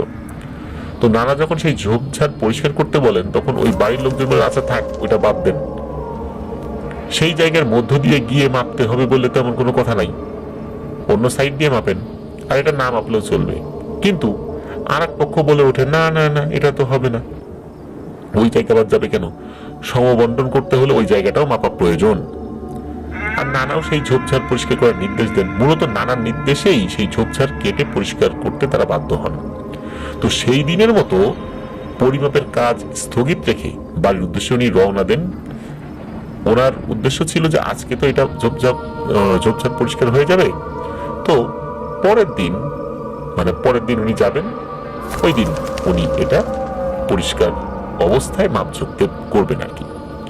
আর কাজও তো বেশি, এই কারণে নানার কাজ করতেও তো দেরি হবে। উনি চিন্তা করলেন যে আজকে থেকে তো লাভ নাই, কারণ এই পাশ দিয়ে শুরু করতে হবে, মানে ঝোপঝাড়ের পাশটা দিয়ে শুরু করতে হবে, এই জন্য পরে আসি, মানে কালকে আসি। ওনার আসার পথে কিন্তু বাজার পরে, দোকানপাট পরে, নানান পরিচিত লোকজনের সাথে তার দেখা হয়, কথা বলা, আড্ডা দেয়া, এইসব করতে করতে ওনার ফিরতে একটু রাত হয়ে যায়, রাত 9টা কি 10টার মতো। আর এই ঘটনাটি কিন্তু আরো আগে, মানে 2004 সালেরও আরো আগের ঘটনা। ওই সময় কিন্তু ওই সাইড দিয়ে এত ইলেকট্রিসিটি ছিল না। তো আবার সকাল 8টার আগেই ওনাকে ওই জায়গায় আবার পৌঁছাতে হবে, বাড়িতে গিয়ে ঘুমাতে হবে। তো উনি যখন ফিরছিলেন তখন কিন্তু আসলে আশেপাশের লোকজন, মানে ঘর বাড়ির লোকজন খুব একটা ছিল না, জেগে ছিল না, ঘুমিয়ে ছিল। তো রাত এরকম 9টা কি 10টা বাজে, নানা পরিচিত বন্ধুদের সাথে গল্প করছিলেন এবং একটা পর্যায়ে তাদেরকে বিদায় দিয়ে একা একা ফিরছিলেন। পথে কিন্তু আর কোনো জনমানবের চিহ্ন দেখা যাচ্ছিল না। নানা এই বিষয়টা নিয়ে তেমন কিছু ভাবেননি। নানার সাথে একটা ছোট্ট টর্চ লাইট ছিল, সেটার আলোতে তিনি সাইকেল চালিয়ে বাড়ির দিকে ফিরছেন। হঠাৎ কিছু দূর আসার পর নানা পেছন দিক থেকে কারো ডাকার আওয়াজ পেয়ে সাইকেল ব্রেক করেন, পেছনের দিকে তাকান, দেখেন গায়ে সাদা আলখেল্লা পরিহিত কে একজন নানাকে উদ্দেশ্য করে বলছেন, আরে ওইদিকে তো রাস্তা বন্ধ, ব্রিজের কাজ চলছে, অন্ধকার, আপনি খাদে পড়ে যাবেন, তো নিচ দিয়ে যান, আর সামনে আগাবেন না, দেখেন কি অবস্থা সামনে। এই কথা শুনে নানা একটু অবাকই হলেন। তিনি সামনের দিকে তাকাতেই দেখেন একদম ব্রিজের খাদের কাছাকাছি উনি সাইকেলটা ব্রেক করে দাঁড়িয়েছেন, আর এক হাত এগুলি একদম নিচে পড়ে যেতেন। এটা দেখে নানা একটু ভয় পেলেন, আর একটু অবাকও হলেন, কারণ তিনি যে রাস্তা দিয়ে বাড়ি যাওয়ার পথ ধরেছেন এটা তো সেই রাস্তা না, তিনি আর একটা রাস্তায় চলে এসেছেন। কিন্তু এই রাস্তায় তো তার আসার কথা না, ওরা এত বয়স হয়ে গিয়েছে, উনি তো কখনো রাত বিরেতে চলতে এই ভুলটা করেন নাই, বিশেষ করে এই রাস্তার ক্ষেত্রে। তিনি তো ঠিক পথ দিয়ে রওনা হয়েছেন, তিনি এই দিকে কিভাবে আসলেন? যাই হোক, এসব ভাবতে ভাবতে নানা আরেকবার পিছনের দিকে তাকিয়ে লোকটাকে কিছু জিজ্ঞেস করবেন, কিন্তু তাকিয়ে দেখেন যে পেছনে কেউ নেই। আশেপাশে তাকিয়েও দেখেন চারদিকে ধান ক্ষেত। লোকটা যদি কোনো দিকে যায়ও এত তাড়াতাড়ি তো অদৃশ্য হয়ে যাওয়া সম্ভব নয়। এখন নানা যে লোকটাকে দেখেছেন সেটা কি মনের ভুল নাকি ঠিক, এসব কিছু মেলাতে পারছেন না। আর মনের ভুল হোক বা যাই হোক, নানা কিন্তু একদম ঠিক জায়গাতেই সাইকেলটা থামিয়ে দিয়েছিলেন ওই লোকটির কথায়, তা না হলে কিন্তু বড় ধরনের বিপদ হয়ে যেত। উনি কিন্তু টর্চ লাইট জ্বালিয়ে আসছিলেন, কিন্তু টর্চের আলোতে এত বড় একটা ভুল নানা চোখে পড়ল না, এটা তো হতে পারে না। তো নানা কিছুতেই হিসাব মিলাতে পারছিলেন না, তবে এতটুকু বুঝতে পারছিলেন যে কেউ একজন ওনাকে সত্যি দেখেছিল, যাকে উনি স্পষ্ট দেখেছিলেন। তো যাই হোক, নানা 7-5 না ভেবে সাইকেলটা উল্টো দিকে ঘুরিয়ে আবার সঠিক রাস্তা ধরে বাড়ির দিকে আসতে লাগলেন। আর ওই ঘটনার পর থেকে পুরোটা পথ নানার কাছে অস্বাভাবিক লাগছিল, আর নানা শুধু ওই বিষয়টি চিন্তা করছিলেন। আস্তে আস্তে গ্রামের একটি আশ্রয় কেন্দ্র রয়েছে, ওই আশ্রয় কেন্দ্রের কাছে যখন নানা চলে আসলেন, এই আশ্রয় কেন্দ্রটা হচ্ছে একদম 4 রাস্তার মোড়ে। এই 4 রাস্তার মোড়ে রয়েছে আবার একটা বাঁশঝাড়। এই বাঁশঝাড়ের কথা কিন্তু এই নূর হোসেন হৃদয় ভাই ওনার পাঠানো এবং প্রচারিত হওয়া ওনার মেঝো মামার সাথে ঘটে যাওয়া 2 মাথাওয়ালা তাল গাছের অশরীরী গল্পে শেয়ার করেছিলেন। তো এটাই হচ্ছে সেই বাঁশঝাড়। আর এই 4 রাস্তার মোড়টাকে সবাই খারাপ হিসাবে জানতো। সবাই জানতো এই বাঁশঝাড়ে খারাপ জিনদের আস্তানা রয়েছে। সাধারণত সন্ধ্যার পরে কেউ আর এই আশ্রয় কেন্দ্রের এই দিকটাতে একা একা বা কোনো দরকার ছাড়া যেত না। এখন তো দোকানপাট হয়ে গেছে, সবকিছু উন্নত হয়ে গেছে, এখন আগের মতো নাই। তো সেই বাঁশঝাড়টা যখন নানা পেরিয়ে একটু দূরে চলে আসলেন, তখন নানা অনুভব করলেন পেছন থেকে ঝড় তুফানের মতো শব্দ করে কিছু একটা নানাকে পেছন দিক থেকে খুব জোরে ধাক্কা দিয়ে সাইকেল সহ নিচে ফেলে দিল। তখন তো গ্রীষ্মকাল ছিল, আর রাস্তায় প্রচুর ধুলাবালিও ছিল। আর এই ধুলোবালির মধ্যে পড়ে গিয়ে নানার পুরো শরীর একদম সাদা হয়ে গিয়েছিল। আর নানা মাটিতে পড়ে যাওয়ার সাথে সাথে কিছু একটা বিশাল লোমশ দেহী হবে নানাকে উপর করে নানার পিঠের উপরে চেপে বসে, এবং নানার মুখ রাস্তার ধুলোর স্তূপে চেপে ধরে রাখে। ধুলোবালির মধ্যে নানার নিঃশ্বাস নিতে প্রচন্ড কষ্ট হচ্ছিল। আর ওই অশরীরী নানার পিঠের উপর চেপে বসে নানাকে ভাঙা ভাঙা কর্কশ গলায় রাগান্বিত কণ্ঠে বলতে লাগলো, কেন কেন তুই আমাদের বাসস্থান নষ্ট করার নির্দেশ দিলি? তোর এত বড় সাহস হয় কি করে? এইভাবে হিংস্র স্বরে নানাকে হুঙ্কার দিতে দিতে নানার মাথাকে আরো ঠনঠনে মাটির মধ্যে একদম গিলে ফেলার চেষ্টা করছে। নানা কিন্তু বুঝতে পারেন ব্যাপারটা। এখন উনি মুখ খুলে দোয়া দুরুদ পড়তে পারছেন না, কিন্তু মনে মনে আল্লাহকে স্মরণ করছেন। আসলে আল্লাহকে স্মরণ করার জন্য কিন্তু সবসময় যে মুখের ব্যবহার করতে হবে তা কিন্তু নয়। বিপদে পড়ে অন্তরে যদি স্মরণও করা হয়, আল্লাহ তার বান্দাকে কোনো না কোনো ভাবে সাহায্য অবশ্যই পাঠান। নানার ক্ষেত্রে হয়তো এমনটাই হয়েছিল।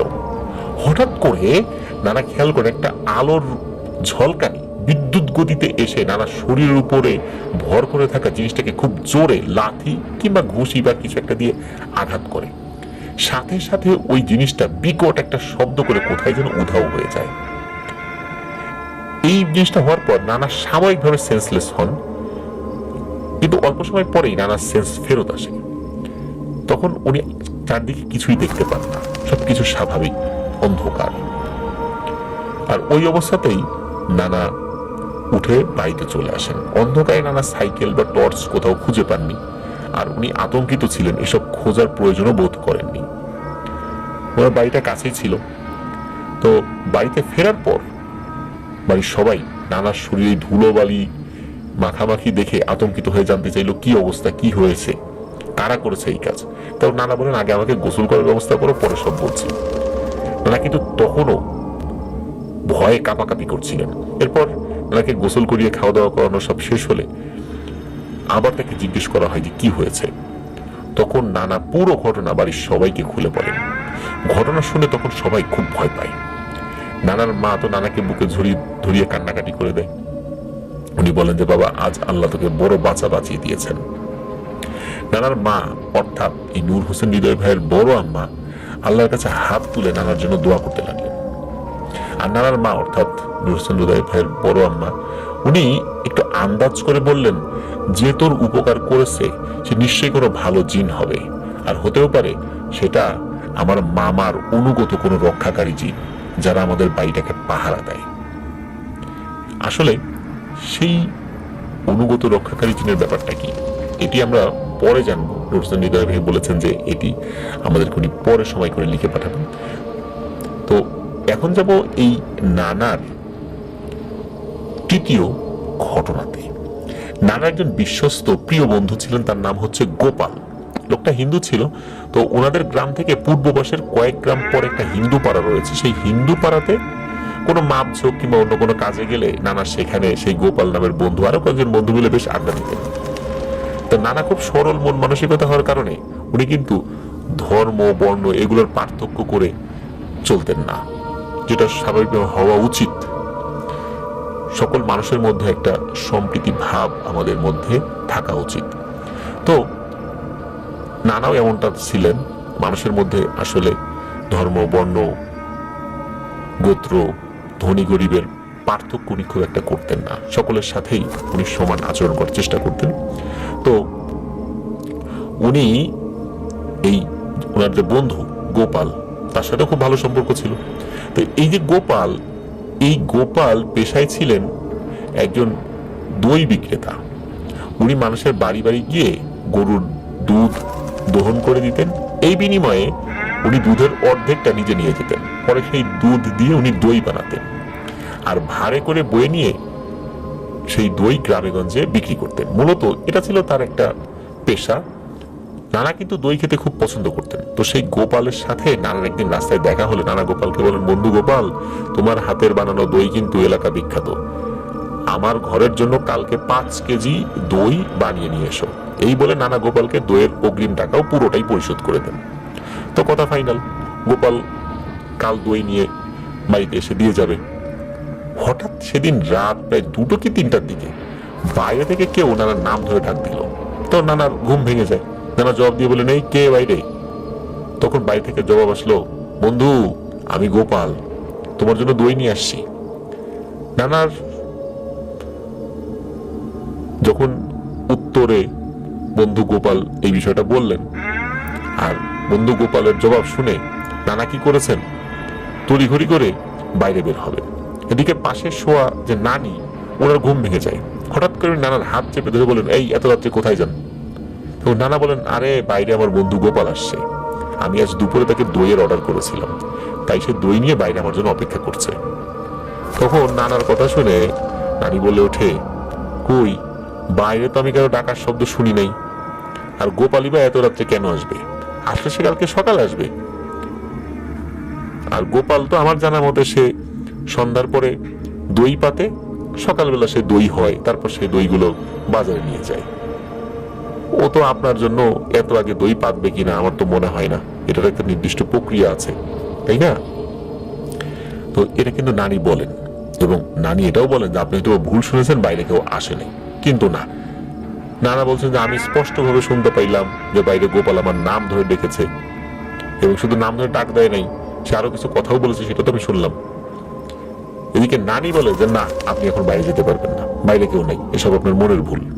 এসব নিয়ে কিন্তু নানা নানি দুইজনের মধ্যে তর্ক বিতর্ক শুরু হয়ে গেছে। তাদের কথাবার্তার আওয়াজে এই নূর হোসেন হৃদয় ভাইয়ের মেজো মামার ঘুম ভেঙে যায়।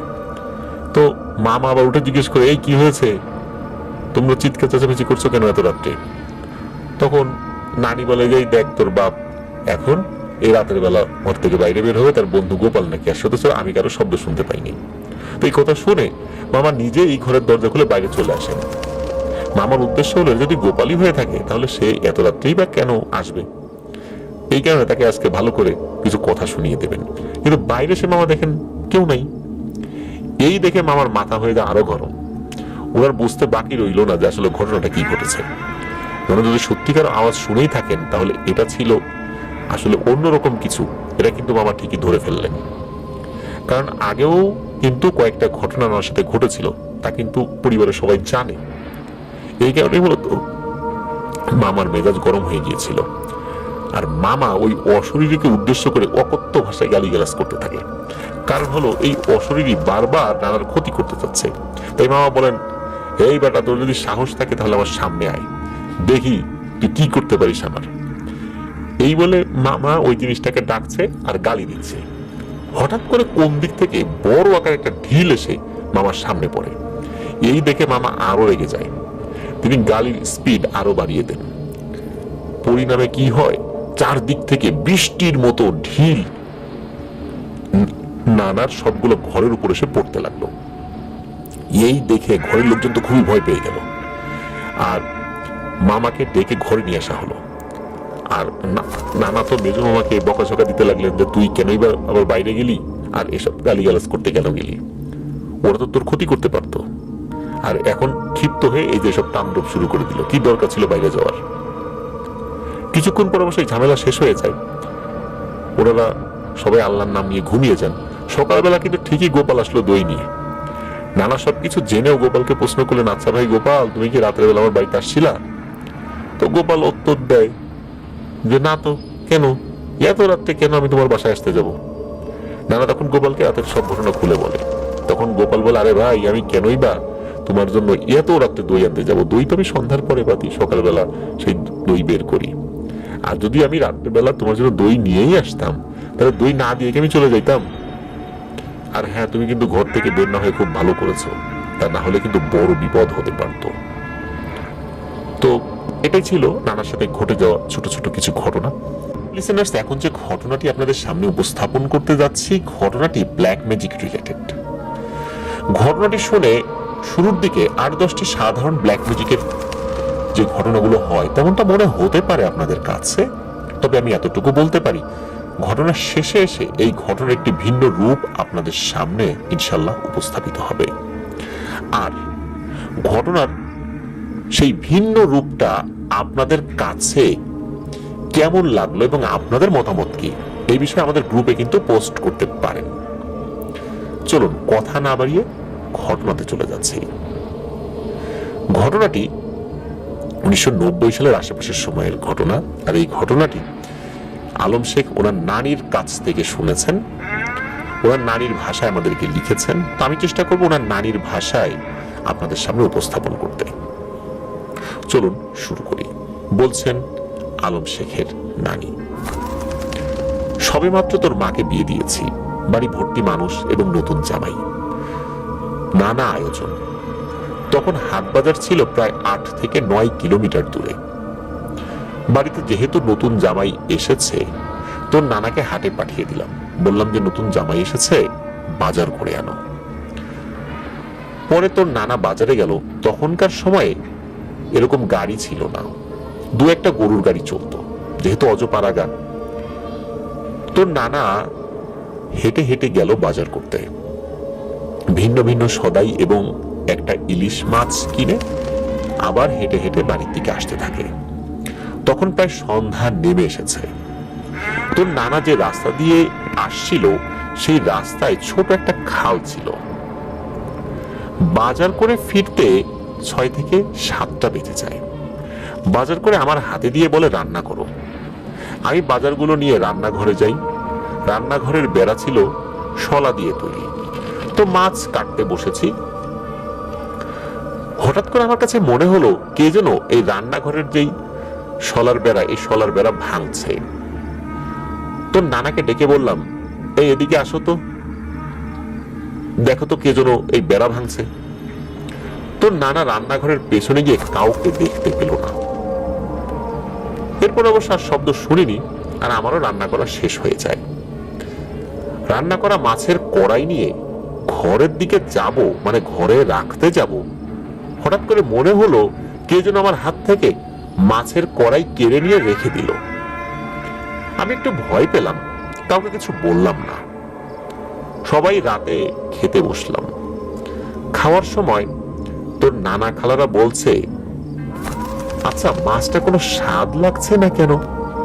ইলিশ মাছের কোনো গন্ধই নেই, কেমন যেন অন্যরকম স্বাদ। অন্যরকম স্বাদ বলতে কোনো জিনিসের যদি কোনো স্বাদ না থাকে, ঠিক তেমনটা। খাওয়া দাওয়া শেষ করে তোর মা এবং তোর বাবাকে ঘরে শুইয়ে দিয়ে আমরা সবাই বাড়ির উঠোনে ঢালা বিছানা পেতে শুয়ে পড়লাম। তখন গরমকাল ছিল। উত্তর দক্ষিণ বিছানা পেতেছিলাম। প্রথমে তোর নানা শুয়েছিল, তারপর আমি, তারপর তোর 2 খালা। মাঝরাতে ঘুম ভেঙে যায় আমার। আমার কাছে মনে হলো আমার পেট ফুলে গেছে, আমি নিঃশ্বাস নিতে পারছি না, ভুলভাল কথা বলছি। কথাটা এমন ছিল, তোরা আমাকে মাছ খেতে দিস নাই, আমি এখান থেকে কোথাও যাব না। আবুল, তোর বউকে আমি ছাড়বো না। তোর নানার নাম ছিল আবুল শেখ। রাতের বেলায় তোর নানা এই বিষয়টি উপলব্ধি করতে পেরে মসজিদের হুজুরকে নিয়ে আসে। হুজুরকে নাকি আমি অনেক গালিগালাজ করি। হুজুর বলে, তুই কোথা থেকে আসছিস? তখন নাকি আমি বলি যে আবুল মাছটা নিয়ে যখন খাল পেরিয়ে আসে তখন ওর পেছনে পেছনে আমি এখানে আসি, আমি এখানে আসছি আর ফেরত যাব না, এখন এখানেই আমার বাসস্থান হবে। হুজুর অনেক বলার পরও ওই জিনটি গেল না। পরে হুজুর একটা গামছা নিয়ে আসেন, মূলত তোর নানাকে গামছা নিয়ে আসতে বলেন, তোর নানাই নিয়ে আসেন। পরে ওই হুজুর ওই গামছাটা ভিজিয়ে আমার নাক মুখ ঢেকে দিয়ে পানি ছিটাতে লাগলো। আমার অবস্থা ওই সময় নাকি খুব খারাপ হয়ে যায়, কারণ ওই সময় আমি আসলে সেন্সেস ছিলাম না। পরে আমার ভেতরে থাকা ওই দুষ্টু জিনটা বলে ওঠে, আমি চলে যাব, কিন্তু এই জায়গা থেকে আমি আর ফেরত যেতে পারবো না। আমি আবুলের বাড়ির এক কোনায় থাকবো, কাউকে কোনো ক্ষতি করব না, আর কাউকে কখনো দেখাও দেব না, ভয়ও দেখাবো না। তোর নানা খুব ভালো মানুষ ছিলেন, তোর নানাও রাজি হয়ে বল, আচ্ছা ঠিক আছে, ও যেহেতু এখানে থাকতে চায় থাকুক না, কাউকে যদি ক্ষতি না করে ভয় না দেখায় তাহলে সমস্যা কি। এরপর ওই জিনটি আমাকে ছেড়ে দিয়ে চলে যায়। কেটে যায় 1 যুগেরও বেশি সময়। এর মধ্যে আমরা কেউ কোনোভাবেই ওই জিনের কোনো উপস্থিতি টের পাইনি, একদম সবকিছু স্বাভাবিক। 2013 সালে তোর নানা মারা যায়, তোর খালাদেরও কিন্তু এর মধ্যে বিয়ে হয়ে যায়। আমাদের কোনো ছেলে সন্তান ছিল না, যার জন্য তোর নানার সম্পত্তির উপর তোর নানার ভাইদের লোভ ছিল। আমাকে বাড়ি থেকে বের করতে পারলেই সব সম্পত্তি তারা নিজের করে নেবে। তোর নানার বড় ভাই জানতো যে আমাদের বাড়ির কোনায় কিছু একটা খারাপ জিনিস আছে। তোর বড় নানা, মানে তোর নানার বড় ভাই, একদিন কবিরাজ দিয়ে সেই দুষ্টু জিনগুলোর উপর কালো জাদু করে ফেলে। এগুলো আমি কিছুই জানতাম না। হঠাৎ একদিন রাত্রে গুদাম ঘরের দরজা মনে হয় কে যেন ভেঙে তছনছ করে ফেলছে। আমি বাইরে এসে দেখি কেউ নেই। আমি রাতে খুব ভয় পেতাম বলে তোর ছোট 2 ভাইকে আমার সাথেই রাখতাম। একদিন রাত্রে আমার দরজার সামনে টোকা দেওয়ার আওয়াজ হয়। আমি বিছানা থেকে উঠে দরজা না খুলে সামনে গিয়ে বলি, এই কে? বেশ কয়েকবার কে কে বলার পরও কোনো কথার আওয়াজ আসে না। কিছু সময় পর আমার কাছে মনে হলো দরজার ওপাশে বিশাল একটা দানব দাঁড়িয়ে আছে আর রাগে ফস ফস আওয়াজ করছে, মনে হচ্ছে আমাকে পেলে এখনই ছিঁড়ে খেয়ে ফেলবে। আমি তো চিৎকার করে উঠলাম। আমার চিৎকার শুনে সবাই এসে দেখে কেউ নেই। একদিন তো ছোট খালা আমাদের বাসায় আসে, তার ছোট বাচ্চা ছিল, 6 কি 7 মাস হবে ওই সময় বয়স। তখন তোর ছোট খালা বায়না ধরে তেলের পিঠা খাবে, আমি পিঠা বানিয়ে দেই। ওই দিন রাত্রেই তোর খালার বাচ্চাটা হঠাৎ করেই মারা যায়। এরপর জায়গাটা বিক্রি করে আমি তোর মেজো খালার বাসায় চলে যাই, কিন্তু সেখানেও আমার রক্ষা নেই। ওইখানে তোর মেজো খালার ছেলের উপর অনেক নির্যাতন শুরু হয়ে যায়। একদিন রাত্রে শুয়ে আছি, গোঙারের আওয়াজ শুনে আমার ঘুম ভেঙে যায়। ঘুম ভেঙে যা দেখি তা কেউ দেখতে চাইবে না। দেখি একটা অবয়ব তোর খালাতো ভাইকে গলা টিপে ধরেছে। সঙ্গে সঙ্গে চিৎকার করলে অবয়বটা চলে যায়।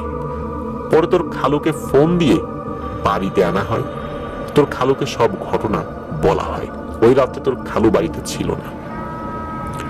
তো তোর খালু নাম করা একজন কবিরাজ নিয়ে আসেন। কবিরাজ এসে আমার উপর সেই দুষ্টু জিনগুলোকে হাজির করেন। কবিরাজ বলে, কেন এদের সাথে এমন করছিস?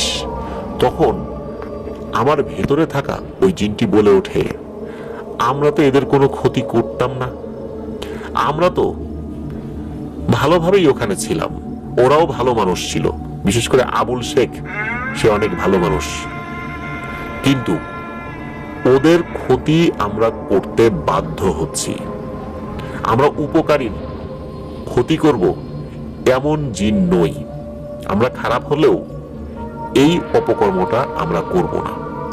তখন কবিরাজ বলে, তাহলে এখন কেন করছিস? তখন ওর ভেতরে থাকা জিনটা বলে ওঠে, আবুলের বড় ভাই আমাদের উপর কালো জাদু করেছে, আমরা যেন ওর বংশকে নির্বংশ করে দেই। আমি একজন বৃদ্ধা মহিলা জিন, বয়স হয়েছে, আমি খুব একটা চলাফেরা করতে পারি না, আমার দুটো মেয়ে রয়েছে, আমাদের 3 জনের উপর কালো জাদু করা হয়েছে এবং কালো জাদুটা এমন, আমরা যদি ওদের বংশকে নির্বংশ না করি তাহলে আমরাই আস্তে আস্তে মারা যাব, এখন আমরাই বিপদে পড়েছি। এসব শুনে ওই কবিরাজ বলে, ওসব কিছু জানি না, এদের ছেড়ে দে। তখন আমার ভিতরে থাকা ওই জিনটা বলে, না, আমরা তা পারবো না, যদি আমরা এই কাজ না করি তাহলে আমরাই শেষ হয়ে যাব, এখানে আমরাই নির্যাতনের শিকার, আবুল শেখের পরিবার না, পারলে আমাদেরকে এই বিপদ থেকে উদ্ধার কর। এ কথা শুনে কবিরাজ বলে, যেসব ভুলভাল কথা রাখ, যেহেতু যাবি না, কি করার দরকার আমি করছি। এই বলে ওই কবিরাজ কি করেছে, সে নাকি বোতলে 2টো জিনকে বন্দী করে। মূলত আমার ভেতরে থাকা ওই বৃদ্ধা মহিলা জিনের যে 2 মেয়ে রয়েছে তাকে বন্দী করে এবং তোর খালুর হাতে বোতলটা দিয়ে বলে, এই বোতলটা মাটিতে পুঁতে রাখতে। তোর খালু বোতলটা মাটিতে পুঁতে রাখে। কবিরাজ বলেছিল যে আমার ভেতরে থাকা ওই জিনটার অনেক বয়স হয়েছে, সে কোনো ক্ষতি করতে পারবে না, মূলত তার 2 মেয়েই ক্ষতি করবে, এই জন্য 2 মেয়েকে বন্দী করে রাখা হয়েছে, শুধু ভয় দেখাতে পারে মাঝে মাঝে, এর থেকে বেশি কিছু না। কবিরাজ ওই 2 মেয়েকে বন্দী করেছে। এখনো আমাকে ওই বৃদ্ধা জিনটা ভয় দেখানোর চেষ্টা করে আর কাছে এসে বলে, আমার 2 মেয়েকে মুক্ত করে দে, কাজটা তোরা ভালো করিসনি, আমি বৃদ্ধা বলে তোদের কোনো ক্ষতি করতে পারছি না, কিন্তু আমাদের উপর তো ক্ষতি করা হয়েছে, আমাদের উপর নির্যাতন করা হয়েছে, এর বিচার কে করবে? প্রিয় লিসেনার্স, এটি ছিল ঘটনা। প্রিয় লিসেনার্স, একটা বিষয় আপনারা খেয়াল করুন যে আমরা অনেক সময় বলি না যে মাথা ব্যথা হয়েছে, তো মাথা ব্যথার সলিউশনটা কি? মাথা কেটে ফেলো। এই ঘটনার ক্ষেত্রে বিষয়টা এমন হয়েছে। আমি আলম শেখ ভাইয়ের সাথে কথা বলেছিলাম, তো উনি বললেন যে ওনার কোনো মামা নেই, মানে ওনার নানির কোনো ছেলে সন্তান না থাকার কারণে যে পরিমাণ সহায় সম্পত্তি ছিল, এই সহায় সম্পত্তির উপর ওনার আত্মীয় স্বজনদের লোভ ছিল, মূলত এই কারণে এই কালো জাদুটা করা হয়েছে। এবং এই কালো জাদুটা করার জন্য প্রথম যে কবিরাজ, এই কবিরাজটা ওই বাড়িতে থাকাই দীর্ঘদিন ধরে ছিল, কোনো ডিস্টার্ব করতো না, ওই জিনদের উপর কালো জাদু করে প্রথমে, এবং ওই জিনদের উপর কালো জাদু করে তাদেরকে বাধ্য করেছে এদেরকে বিরক্ত করতে। তখন এরা বিরক্ত করতে বাধ্য হচ্ছিল, এদেরকে নির্বংশ করার জন্য তারা বাধ্য হচ্ছিল, নাহলে ওরাই শেষ হয়ে যাবে। এখন পরবর্তী যে কবিরাজ, সেই কবিরাজটা সব বিষয় জানার পরেও ওই জিনদের উপর থেকে কালো জাদু কাটানোর পরিবর্তে ওই জিনদেরকে বন্দি করেই রেখে দিল। এখন এই বৃদ্ধা জিন, সে চলাফেরা করতে পারে না খুব একটা, সে তার 2 মেয়ের মুক্তির জন্য আকুতি করে যাচ্ছে। এখন ওই 2 মেয়ে মুক্তি পেলে ব্ল্যাক ম্যাজিকের কারণে, যেহেতু তাদের উপর ব্ল্যাক ম্যাজিক করা আছে, তারা আবার ওই পরিবারকে ক্ষতি করার চেষ্টা করবে তারা বাঁচার জন্য। প্রিয় লিসেনার্স, আপনাদের কাছে জানতে চাই, আসলে এই যে ঘটনাটা, আপনি এখানে ভিকটিম বলবেন কাকে? ওই জিন ফ্যামিলিকে নাকি এই ফ্যামিলিকে? বাহ্যিকভাবে দৃষ্টিকোণ থেকে আমরা চিন্তা করলে এই আলম শেখের নানির যে ফ্যামিলি, ইনারা ভিকটিম। আবার আমরা যদি গভীরভাবে পর্যালোচনা করি তাহলে 2 ফ্যামিলি ভিকটিম। মূলত প্রপার যে সলিউশনটা, এই সলিউশনটা না করার কারণে এই সমস্যাটা এখনো রয়ে গেছে। সাময়িকভাবে আলম শেখের নানির ফ্যামিলি, ওনারা ভালো আছেন, কিন্তু অদূর ভবিষ্যতে যদি ওই বোতলবন্দি জিন মুক্তি পেয়ে যায় তাহলে আবার তারা ক্ষতি করার চেষ্টা করবে। এই ক্ষতি থেকে রক্ষা পাওয়ার একটাই উপায়, ওই জিনদের উপর করা কালো জাদু যদি কেটে যায় তাহলে তারা ক্ষতি করবে না, কারণ তারা ওই পিশাচ শ্রেণীর জিন হলেও, মাছ খেকো জিন হলেও, আপনারা খেয়াল করুন যে তারা কিন্তু ক্ষতি করেনি ওই ফ্যামিলিতে, দীর্ঘ সময় ধরে কিন্তু সেখানে রয়েছে, কখনো কোনো ক্ষতি করেনি। তো ওরা ওদের প্রতিশ্রুতি রেখেছিল। মানুষ তাদের লোভ, তাদের যেই ভয়ানক আক্রোশ, হিংসা, এর থেকেই ওই জিনগুলোকে বাধ্য করেছে যে একটি নিরীহ পরিবারের উপর আক্রমণ করতে। তারাও বাধ্য। ঘটনাটি আপনাদের কেমন লাগলো জানাবেন। ধন্যবাদ আলম শেখকে, চমৎকার একটি ঘটনা আপনাদেরকে উপহার দিয়েছেন আমাদের মাধ্যমে। চলুন আমরা চলে যাব আমাদের এবারের ৮৮ নং এপিসোডের ষষ্ঠ এবং শেষ ঘটনায়। এখন যে ঘটনাটি আপনাদের সাথে শেয়ার করতে যাচ্ছি, এই ঘটনাটি আমাদেরকে পাঠিয়েছেন মাহদি মোহাম্মদ। ওনার বাড়ি জামালপুর জেলার বকশীগঞ্জে।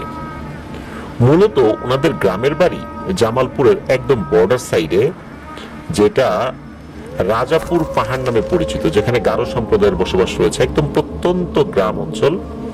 আর ওনারা থাকেন বকশীগঞ্জে টিএনটি রোডের ওখানে। তো ঘটনাটি 2022 সালের, আর ঘটনাটি ঘটেছে একজন আপুর সাথে। উনি বর্তমানে ঢাকা বিভাগের একটি জেলা প্রশাসকের কার্যালয়ে সহকারী কমিশনার এবং নির্বাহী ম্যাজিস্ট্রেট হিসেবে কর্মরত রয়েছেন। তো ঘটনাটি একদম শুরু থেকে বলি, যেভাবে মাহদি মোহাম্মদ আমাদেরকে জানিয়েছেন। 2022 সালের কোনো এক সন্ধ্যায় এই যে আপু, উনি ওই সময়ে 38তম বিসিএস এর মাধ্যম দিয়ে একটি সরকারি কলেজের লেকচারার হিসাবে নিয়োগ পান, জামালপুরের একটি সরকারি কলেজে হিসাব বিজ্ঞান বিভাগে।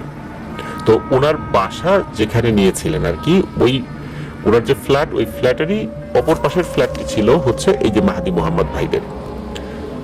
কোনো এক সন্ধ্যায় এই আপু, উনি ছাদে কিছু কাপড় এর দিয়েছিলেন, সেই কাপড়গুলো আনতে চান। তো উনি যখন আনতে গিয়েছেন, ওই ছাদের কিনারে একটা সেগুন গাছ ছিল। তো উনি ওই কাপড় নিতে নিতে ওই সেগুন গাছ যেই পাশটাতে রয়েছে ওই সাইডে চলে যান, মানে ছাদেরই এক কিনারে। উনি যখন ওখানকার কাপড় নিয়ে ফিরছিলেন, হঠাৎ করে উনি একটা অবয়ব দেখতে পান।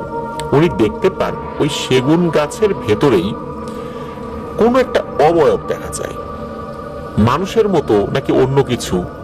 তো এরকম একটা অবয়ব উনি দেখতে পান। তো উনি ওটা দেখে আরেকটু ভালো করে দেখার চেষ্টা করেছিলেন।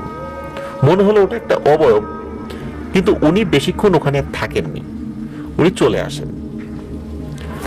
উনি যখন বাড়িতে ঢোকেন, মানে ঘরের মধ্যে উনি ঢোকেন, ঢোকার সাথে সাথে ওনার আচরণের কিছু পরিবর্তন ওনার বাবা খেয়াল করেন। ওনার একটা ছোট্ট বেবি ওই সময় ছিল আর কি, এখন তো একটু বড় হয়েছে। তো ওই বেবিটা ওই সময়ে হাঁটতে পারতো, মানে এমন ভাবে হাঁটতে পারতো, কিছু দূর হাঁটার পর আবার পড়ে যেত, এমন বয়সী আর কি। তো বাড়িতে ওনার বাবা ছিল ওই সময়ে। ওই বেবিটা তার মাকে কাছে পেয়ে কিছু একটা চেয়েছে। ওই সময় আপু কি করেছে, ওই বেবিটার গলা ধরে উঁচু করে প্রচন্ড জোরে ছুঁড়ে ফেলে দেন, এবং এমন ভাবে ছুঁড়ে ফেলেছিলেন বাচ্চাটা যদি দেয়ালের সাথে গিয়ে আঘাত পেত, নিশ্চিত বাচ্চাটা মারা যেত। কিন্তু এই বাচ্চাটা সোফার একটা কিনারে গিয়ে পড়ে, এবং যেই অংশ নরম সেখানে গিয়ে পড়ার কারণে অতটা ক্ষতি হয়নি, কিন্তু প্রচন্ড জোরে চিৎকার করে কান্নাকাটি শুরু করে। এই দৃশ্য দেখে ওনার বাবা তো প্রচন্ড ভয় পেয়ে যান। নিজের মেয়ের এরকম অবস্থা দেখে, এরকম অগ্নিমূর্তি দেখে উনি তো হতভম্ব হয়ে গেছেন। আরে এটা কি দেখছি, বাচ্চা তো ডিস্টার্ব করতেই পারে, তা বলে এইভাবে আছাড় দিয়ে ফেলে দেবে, এটা তো স্বাভাবিক কিছু না। ওনার বাবা তাকে জিজ্ঞেস করছিল কি হয়েছে, উনি কোনো কথা বলেন না, একদম চুপ করে মাথা নিচু করে এক পাশে গিয়ে বসে পড়েন, আর কোনো কথা নাই। এদিকে বাচ্চার কান্নাকাটি, চিৎকার।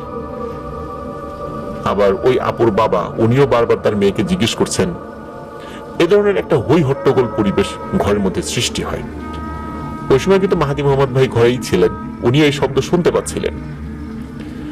একটা পর্যায়ে ওই বাচ্চাকে আবার আঘাত করবে এমন একটা ভাব যখন সৃষ্টি হয়, তখন বাচ্চার যিনি নানা বাচ্চাকে কোলে নিয়ে দৌড়ে দরজা খুলে বাইরে বেরিয়ে পড়েন, এবং এই মাহাদি মোহাম্মদ ভাইদের দরজায় নক করেন। ওনারা যখন দরজা খুলেন খুব আতঙ্কিত অবস্থায় উনি ঘরে প্রবেশ করেন এবং বলেন যে এই ঘটনা। তখন মাহাদি মোহাম্মদ ভাই সহ বাড়ির অন্য সদস্যরা ওনাদের ঘরে প্রবেশ করেন এবং প্রবেশ করে দেখেন যে ওই আপু এক রকমের একটা ঘোরের মধ্যে আছে। উনি কারোর সাথে ওইভাবে কথা বলছেন না, খুব রুক্ষ মূর্তি।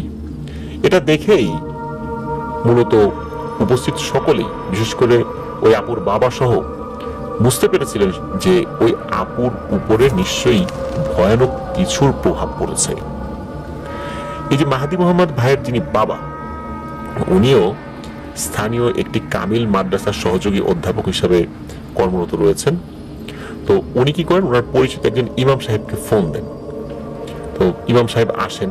ইমাম সাহেব আসার পর এই আপুকে বিভিন্ন প্রশ্ন জিজ্ঞেস করতে থাকেন, কিন্তু ওই আপু ক্ষিপ্ত হয়ে এমন এমন সমস্ত কথা ওই ইমাম সাহেবকে বলতে থাকেন যে, ইমাম তুই তো বেশি বার বেড়েছিস, বেশি লাফালাফি করিস, তোকে তো আমি চিনি, তুই এই সময় এই কাজ করেছিলি, ওই সময় ওই কাজ করেছিলি। মূলত ওই ইমাম সাহেব কিন্তু জিনে ধরা রোগীর ট্রিটমেন্ট করতেন। ইমাম সাহেবকে এমন হুমকি ধামকি দিচ্ছিল, ইমাম সাহেবের তো ভয় অবস্থা খারাপ, মনে হচ্ছিল ইমাম সাহেবকে এখনই মেরে ফেলবে, এমন একটা অবস্থা। আর ইমাম সাহেবের অনেক বিষয় ওই আপুর ভেতরে থাকা জিনটি ক্রমাগত বলে যাচ্ছে। ইমাম সাহেব ভয় পান এবং বলেন যে এটাকে উনি আসলে ট্যাকেল করতে পারবেন না। তখন কি করা যায়? এই সময়ে এমন একটা অবস্থা, ছোট একটা বাচ্চা তাকে এইভাবে আঘাত করেছে, এখন কি করা যায়, এই বিষয়টা কারো মাথায় আসছে না। ওই সময়ে ইমাম সাহেব বলেন যে একটা উপায় আছে, সেটা হলো দেওয়ানগঞ্জ থেকে খুব বুজুর্গ একজন ব্যক্তি, উনি তার আত্মীয় বাড়িতে বেড়াতে এসেছেন। কোন একটা সুবাদে এই ইমাম সাহেব সেই বিষয়টা জানতে পেরেছিলেন আর কি। তখন ইমাম সাহেব বলেন যে ওই হুজুরকে যদি অনুরোধ করা যায়, তাহলে উনি যদি আসেন, তাহলে বিষয়টা সুরাহা হলেও হতে পারে ইনশাল্লাহ। এখন এই বিষয়টা কি করা যায়? তখন সকলে বলেন যে উনি তো এক আত্মীয় বাড়িতে বেড়াতে এসেছেন, উনি কি আসবেন? তারপর অনুরোধ তো করে দেখা যেতে পারে।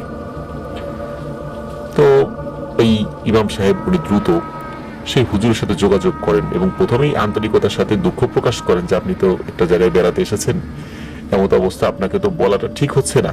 কিন্তু তারপরও একজন শিক্ষিকা, উনি এরকম একটা সমস্যায় পড়েছেন, ছোট একটা বাচ্চা, কখন কি হয়ে যায় বলা যায় না, আপনি একটু আসেন, ট্রিটমেন্ট করেন। তো সেই হুজুর রাজি হন। তো এই হুজুরের বিষয়ে একটু কথা মাঝখানে বলে নেওয়া ভালো। উনি অত্যন্ত বুজুর্গ একজন মানুষ। উনি দেওয়ানগঞ্জের একটি জায়গায় শিক্ষকতা করছেন। সঙ্গত কারণে ওনার নাম বলা যাচ্ছে না, যদিও আমাকে মাহাদি মোহাম্মদ ওনার বিস্তারিত পরিচয় জানিয়েছেন। তো ওই হুজুর রেগুলার তাহাজ্জুদের সালাত আদায় করেন। তো একটি ঘটনা ছোট্ট করে বলেছিলেন, সেটা আমি প্রসঙ্গক্রমে লিসেনারদের উদ্দেশ্যে বলতে চাই যে হুজুর একদিন রাতের বেলা তাহাজ্জুদের সময় উনি ওনার ঘর থেকে দেখছেন যে একটা জিন অনেকগুলো সিমেন্টের বস্তা মাথায় করে নিয়ে যাচ্ছে। তো জিন সিমেন্টের বস্তা মাথায় করে নিয়ে যাচ্ছে, ওই জিনটার আবার বেশ বয়সও হয়েছে, দেখে বোঝা যাচ্ছিল এগুলো নিতে তার খুব কষ্ট হচ্ছে। তো উনি কি করেছেন, তাকে ডাক দিয়েছেন যে এই এদিকে আসো, কি খবর, তুমি কোথায় যাও এই যে এই জিনিসগুলো নিয়ে? তখন ওই জিনটি খুব কাতর স্বরে হুজুরকে সালাম দিয়ে বলেন যে হুজুর, আমি তো আপনাকে চিনি, আপনি তো খুব ভালো মানুষ, আমার তো ইচ্ছা যে ভালো মানুষের সান্নিধ্যে থাকি, কিন্তু দেখেন এই যে আমি এই বয়সে এসে কি রকম পরিশ্রম আমি করছি। তখন ওই হুজুর জিজ্ঞেস করেন তুমি কেন এরকম পরিশ্রম করছো? তখন ওই জিন বলে আমি ইচ্ছাকৃতভাবে করছি না, এক দুষ্টু কবিরাজ বিভিন্ন তন্ত্র মন্ত্র দিয়ে আমার উপর ব্ল্যাক ম্যাজিক করে রেখেছে এবং আমি তার গোলাম হয়ে গেছি। সে যা বলে আমি সেটা করতে বাধ্য, না হলে ওই কবিরাজটি আমাকে খুব কষ্ট দেয়, অনেক অন্যায় কাজ আমাকে দিয়ে করায়। এই যে দেখেন আমি এতগুলো বস্তা তার নির্দেশে নিয়ে যাচ্ছি, অথচ এটা বইতে আমার খুব কষ্ট হচ্ছে, আমি চাই না এই কাজগুলো করতে। তার কথা শুনে ওই হুজুরের খুব খারাপ লাগে। তখন ওই হুজুর কিছু দোয়া পড়ে ওই জিনকে রুকিয়া করেন। রুকিয়া করার পর ওই জিনকে বলেন যে যাও, তুমি এখন যে কাজটি করছিলে এটা করে দিয়ে আসো, কিন্তু মনে রাখো তুমি এখন থেকে মুক্ত, তুমি ওই কবিরাজের হুকুম মানতে আর বাধ্য না, তুমি এখন সম্পূর্ণ স্বাধীন হয়ে গেছো। তো এই যে ঘটনাটা লিসেনার্স, এই কারণে আপনাদেরকে বললাম যে এই টাইপের একজন হুজুর ছিলেন উনি। তো ওনাকে জানানোর পর উনি আসেন ওই বাড়িতে। উনি যখন নিচে এসেছেন ওই সময় কিন্তু মাহাদি মোহাম্মদ ভাই ওই আপুর যে ফ্ল্যাটটা ওখানে, এবং আরো অনেকেই আছেন সেখানে। হঠাৎ করে ওই যে জিন যে তর্জন গর্জন করছিল সারাক্ষণ, হুমকি ধামকি দিচ্ছিল একজন ইমাম সাহেবকে, মুহূর্তের মধ্যে মনে হলো যে সে খুব ভয় পাচ্ছে।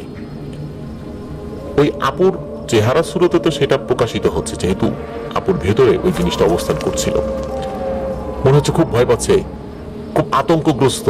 মানে মানুষ যদি মনে করে যে নিশ্চিত বাইরে মৃত্যু রয়েছে, সেই মৃত্যু ঘর দিয়ে ঢুকলেই অবস্থা খারাপ হয়ে যাবে, যেমনটা হয় মানুষের অবস্থা, ঠিক তেমন। কিছুক্ষণের মধ্যেই হুজুর ঘরে এসে ঢোকার সাথে সাথে ওই আপুর ভিতরে থাকা ওই জিনটা মনে হচ্ছে আরো বেশি ভয় পাচ্ছে। তো হুজুর আসার সাথে সাথেই ওই আপুর ভেতরে থাকা জিনটিকে জিজ্ঞেস করে, এই তোর নাম কি বল, কোথা থেকে আসছিস, আর এই মেয়েটাকে কেন ধরেছিস? শুরুর দিকে প্রথমে বলতে চায় না, কয়েকবার জিজ্ঞাসা করার পর তখন উত্তর দেয় এবং বলে, আমি হচ্ছি হিরবিরি জিন। আমি এই সেগুন গাছে বহুকাল ধরে থাকি। অত্র এলাকায় আমার পূর্বপুরুষরাও ছিল, এখন তারা জীবিত নাই। তা আমি এই এলাকাতেই বেড়ে উঠেছি, এই সেগুন গাছে আমি বহুদিন ধরে আছি। কিন্তু আমার পূর্বপুরুষ সহ আমরা যে এখানে আছি, কখনো কেউ বলতে পারবে না আমরা কারো ক্ষতি করেছি, কাউকে ভয় দেখিয়েছি এবং কারোর সামনে দেখা দিয়েছি। এই মেয়েটা সে ছাদে গিয়েছে, ছাদে যাওয়ার পর কোনো কারণে সে আমাকে দেখে ফেলেছে। আর এই মেয়েটা হচ্ছে তুলা রাশির একটা মেয়ে। তুলা রাশির মেয়েরা মাঝে মাঝে বা ছেলেরাও আমাদেরকে দেখে ফেলতে পারে, কিন্তু নিয়ম হচ্ছে যদি কখনো চোখে পড়ে যায় দ্রুত সেখান থেকে চলে আসতে হবে। এই মেয়েটা আমাকে দেখার পরও সে বারবার আমাকে দেখার চেষ্টা করছিল। আমি ইচ্ছাকৃতভাবে তাকে দেখা দেইনি, আমি চেষ্টা করছিলাম ওখান থেকে সরে যাওয়ার, কিন্তু ওর নজরে পড়ে যাওয়ার কারণে আমিও ওখান থেকে সরতে পারছিলাম না, যেটা আমার ক্ষতি হয়েছে এই কারণে। আর মূলত এই জন্যই আমি ওকে ধরেছি। ওর এটা ভুল হয়েছে, ও কেন আমাকে বারবার দেখার চেষ্টা করছিল, এটা ওর উচিত হয়নি। তখন ওই হুজুর বলে যে তোকে দেখার চেষ্টা করে সে কি এমন মস্ত বড় অপরাধ করেছে যার কারণে তুই এমন ভয়ানক একটা কাজ করলি, ওর ভেতরে ঢুকে ওর বাচ্চাকে তুই তুলে আছাড় দিয়েছিস। তুই তো বিশাল বড় একটা অন্যায় কাজ করেছিস। আজ যদি এই বাচ্চার কিছু হয়ে যেত তাহলে কি হতো? তোরও তো অন্যায় আছে, তুই এই কাজটা কেন করলি? তখন ওই জিনটা বলে, না আমি যাব না, আমি ওর ক্ষতি করেই ছাড়বো। ও আমাকে দেখলো কেন? তখন হুজুর আবারও বলে যে ও মানুষ, ও হঠাৎ করে দেখেছে, আর দেখার পর সে শিক্ষিকা মানুষ, সে তো কৌতূহলী হয়ে আরেকটু দেখার চেষ্টা করতেই পারে, এটা তো একদম স্বাভাবিক। কিন্তু তুই যে কাজটা করেছিস এই কাজটা তো ভালো করিস নাই। তুই এই মুহূর্তে এখান থেকে যাবি, আর না হলে তুই শুধু চারদিকে একবার তাকিয়ে দেখ, তোর আশেপাশে কারা আছে, তোর আমি কি অবস্থা করবো তুই কল্পনাও করতে পারবি না। তখন আশেপাশে ওই আপু তাকায়, মূলত আপুর ভেতরে থাকা ওই অবয়বটি তাকায় এবং তাকিয়ে প্রচন্ড ভয় পায়। আসলে আশেপাশে ভয়ের কোনো কিছু ছিল না, কিন্তু আশেপাশে হয়তো এমন শক্তিশালী সমস্ত জিনেরা দাঁড়িয়ে ছিল যাদেরকে দেখে ওই জিনিসটা প্রচন্ড ভয় পায়। একটা পর্যায়ে সে বলে যে হ্যাঁ আমি চলে যাব, কিন্তু আমার কিছু শর্ত আছে। শর্ত কি? যে আমাকে 20 কেজি মিষ্টি এবং একটি খাসি দিতে হবে। একথা শুনে হুজুর রেগে যায়, বলে যে তুই কিছুই পাবি না, তোকে আমি চাইলে এই মুহূর্তে মেরে ফেলতে পারতাম, তুই যে অন্যায় কাজটা করেছিস, এই বাচ্চাকে আঘাত করেছিস, কিন্তু আমি কিছুই করলাম না, তুই এক্ষুনি এখান থেকে চলে যাবি। তখন ওই জিনটা খুব নরম হয়ে কান্নাকাটি শুরু করে দেয়, বলে না আমি এইভাবে যেতে পারবো না, আপনি তো অনেক ট্রিটমেন্ট করেছেন এই সমস্ত বিষয়ে, আপনি তো জানেন আমাদের সমস্যাগুলো কি। আমরা যদি কাউকে এভাবে ধরি এবং কোনো কিছু যদি না নিয়ে যাই তাহলে আমরা আমাদের গোত্রে মুখ দেখাতে পারি না। আমার পরিচিত বন্ধু বান্ধবরা আমার সাথে মিশবে না, আমাকে কটাক্ষ করবে, হাসি তামাশা করবে, তুই একজনকে ধরলি কোনো কিছু না নিয়েই চলে এসেছিস, আর এতে করে আমার ক্ষতিও হতে পারে। এই কারণে আপনি তো বিষয়টা জানেন, আমি তো এইভাবে যেতে পারবো না। তখন ওই হুজুর বলেন যে ঠিক আছে যা, তোকে 10 কেজি মিষ্টি দেয়া হবে, আর খাসি না, একটা কালো মোরগ দেওয়া হবে, এটা নিয়ে তুই চলে যাবি। তখন জিনটি রাজি হয়।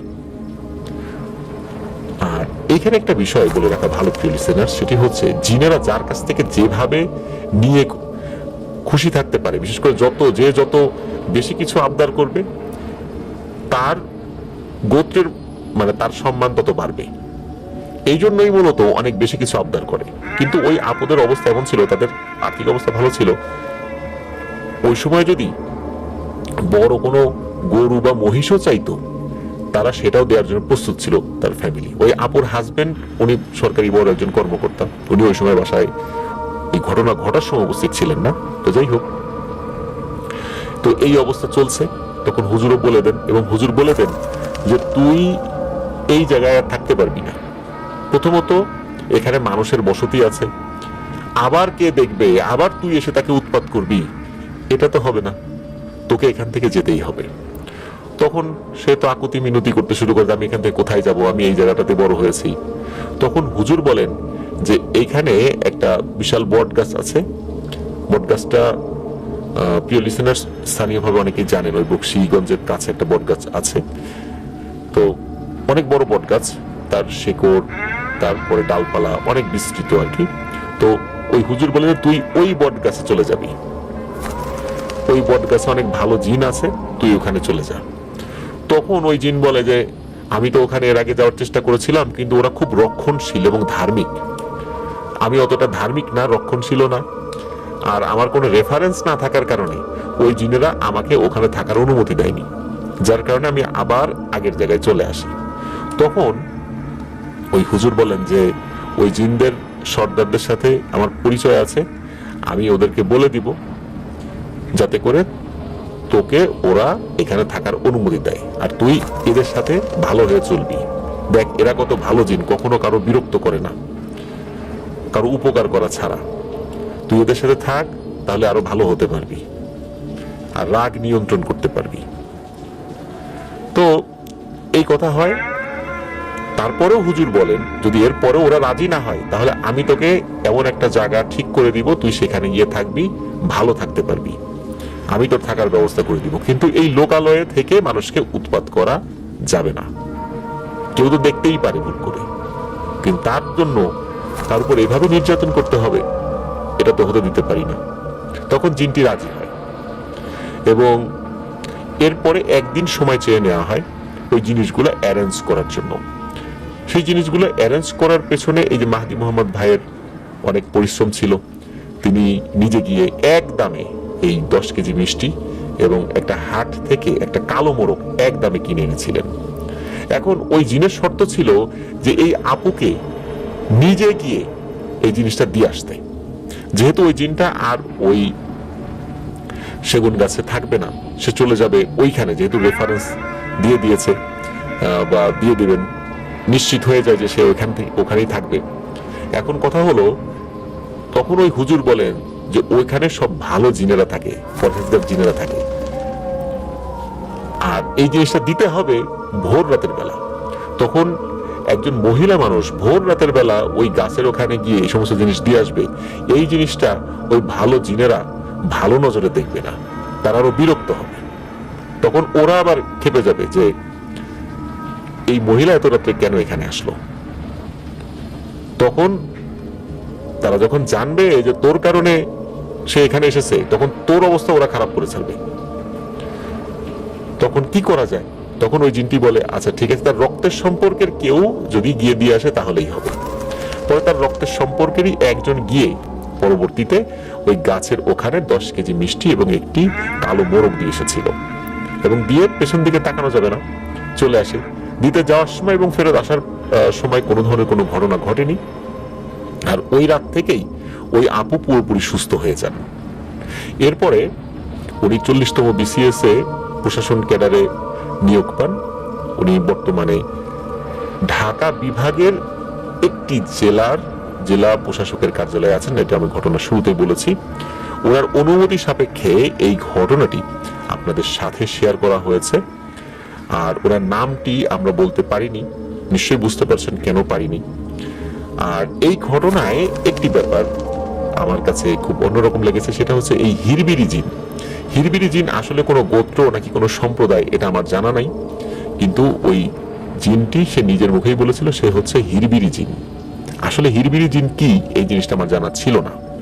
তবে একটি ব্যাপার এটা আমি বলবো, এই ঘটনার থেকে কিন্তু বিষয়টা উঠে এসেছে, সেটা হচ্ছে যারা তুলা রাশির যারা পুরুষ এবং নারী, তাদেরকে কিন্তু বিভিন্ন বিষয় সতর্ক থাকতে হবে। বিশেষ করে প্যারানরমাল বিষয়গুলো সাধারণ মানুষদের থেকে তুলা রাশির পুরুষ এবং নারীরা খুব ভালো অনুভব করতে পারেন। এই জন্য তাদেরকে অনেক বিষয়ে সতর্ক থাকতে হয়। হুট করে বহু পুরনো কোনো জিনিস হাত দিয়ে টাচ করা তাদের জন্য উচিত নয়, কারোর জন্য উচিত নয়, তাদের জন্য আরো বেশি উচিত নয়, কারণ এটার প্রভাব তাদের উপর আরো বেশি করে পড়তে পারে। আর বিভিন্ন সময়গুলোতে পুরুষ হোক নারী হোক, বিশেষ করে নারীদের ক্ষেত্রে এটা আরো বেশি, তাদেরকে বিভিন্ন পরিবেশগুলো অ্যাভয়েড করে যেতে হয়। ভর দুপুর বেলা, সন্ধ্যার পর বা সন্ধ্যা লাগছে এমন একটা সময়, তারপর গভীর রাত্রে, এই সময়গুলো অ্যাভয়েড করে যেতে হয়। পুরুষদের ক্ষেত্রেও যেরকম, নারীদের ক্ষেত্রে ঠিক তেমনটা আমি বলবো না, তার থেকে আরো বেশি সমস্যা হতে পারে। বিশেষ করে ওই আপু যেহেতু তুলা রাশির, এই কারণে উনি খুব সহজে ওই অবয়বটাকে দেখতে পেয়েছিলেন। আর এটাই ওই অবয়বের ক্ষোভের একটা কারণ ছিল, সে তাকে কেন দেখলো, আর দেখতে পেয়ে আরো ভালো করে দেখার চেষ্টা কেন করলো। তো এটাই ছিল ব্যাপার। এই জন্য আমাদের মধ্যে যারা তুলা রাশির আছেন, আমরা এই বিষয়গুলো মেনে চলার চেষ্টা করব। আর তাছাড়া নিজেরাও এই যে সময়গুলো, এই সময়গুলো আমরা মেনে চলার চেষ্টা করবো ইনশাল্লাহ।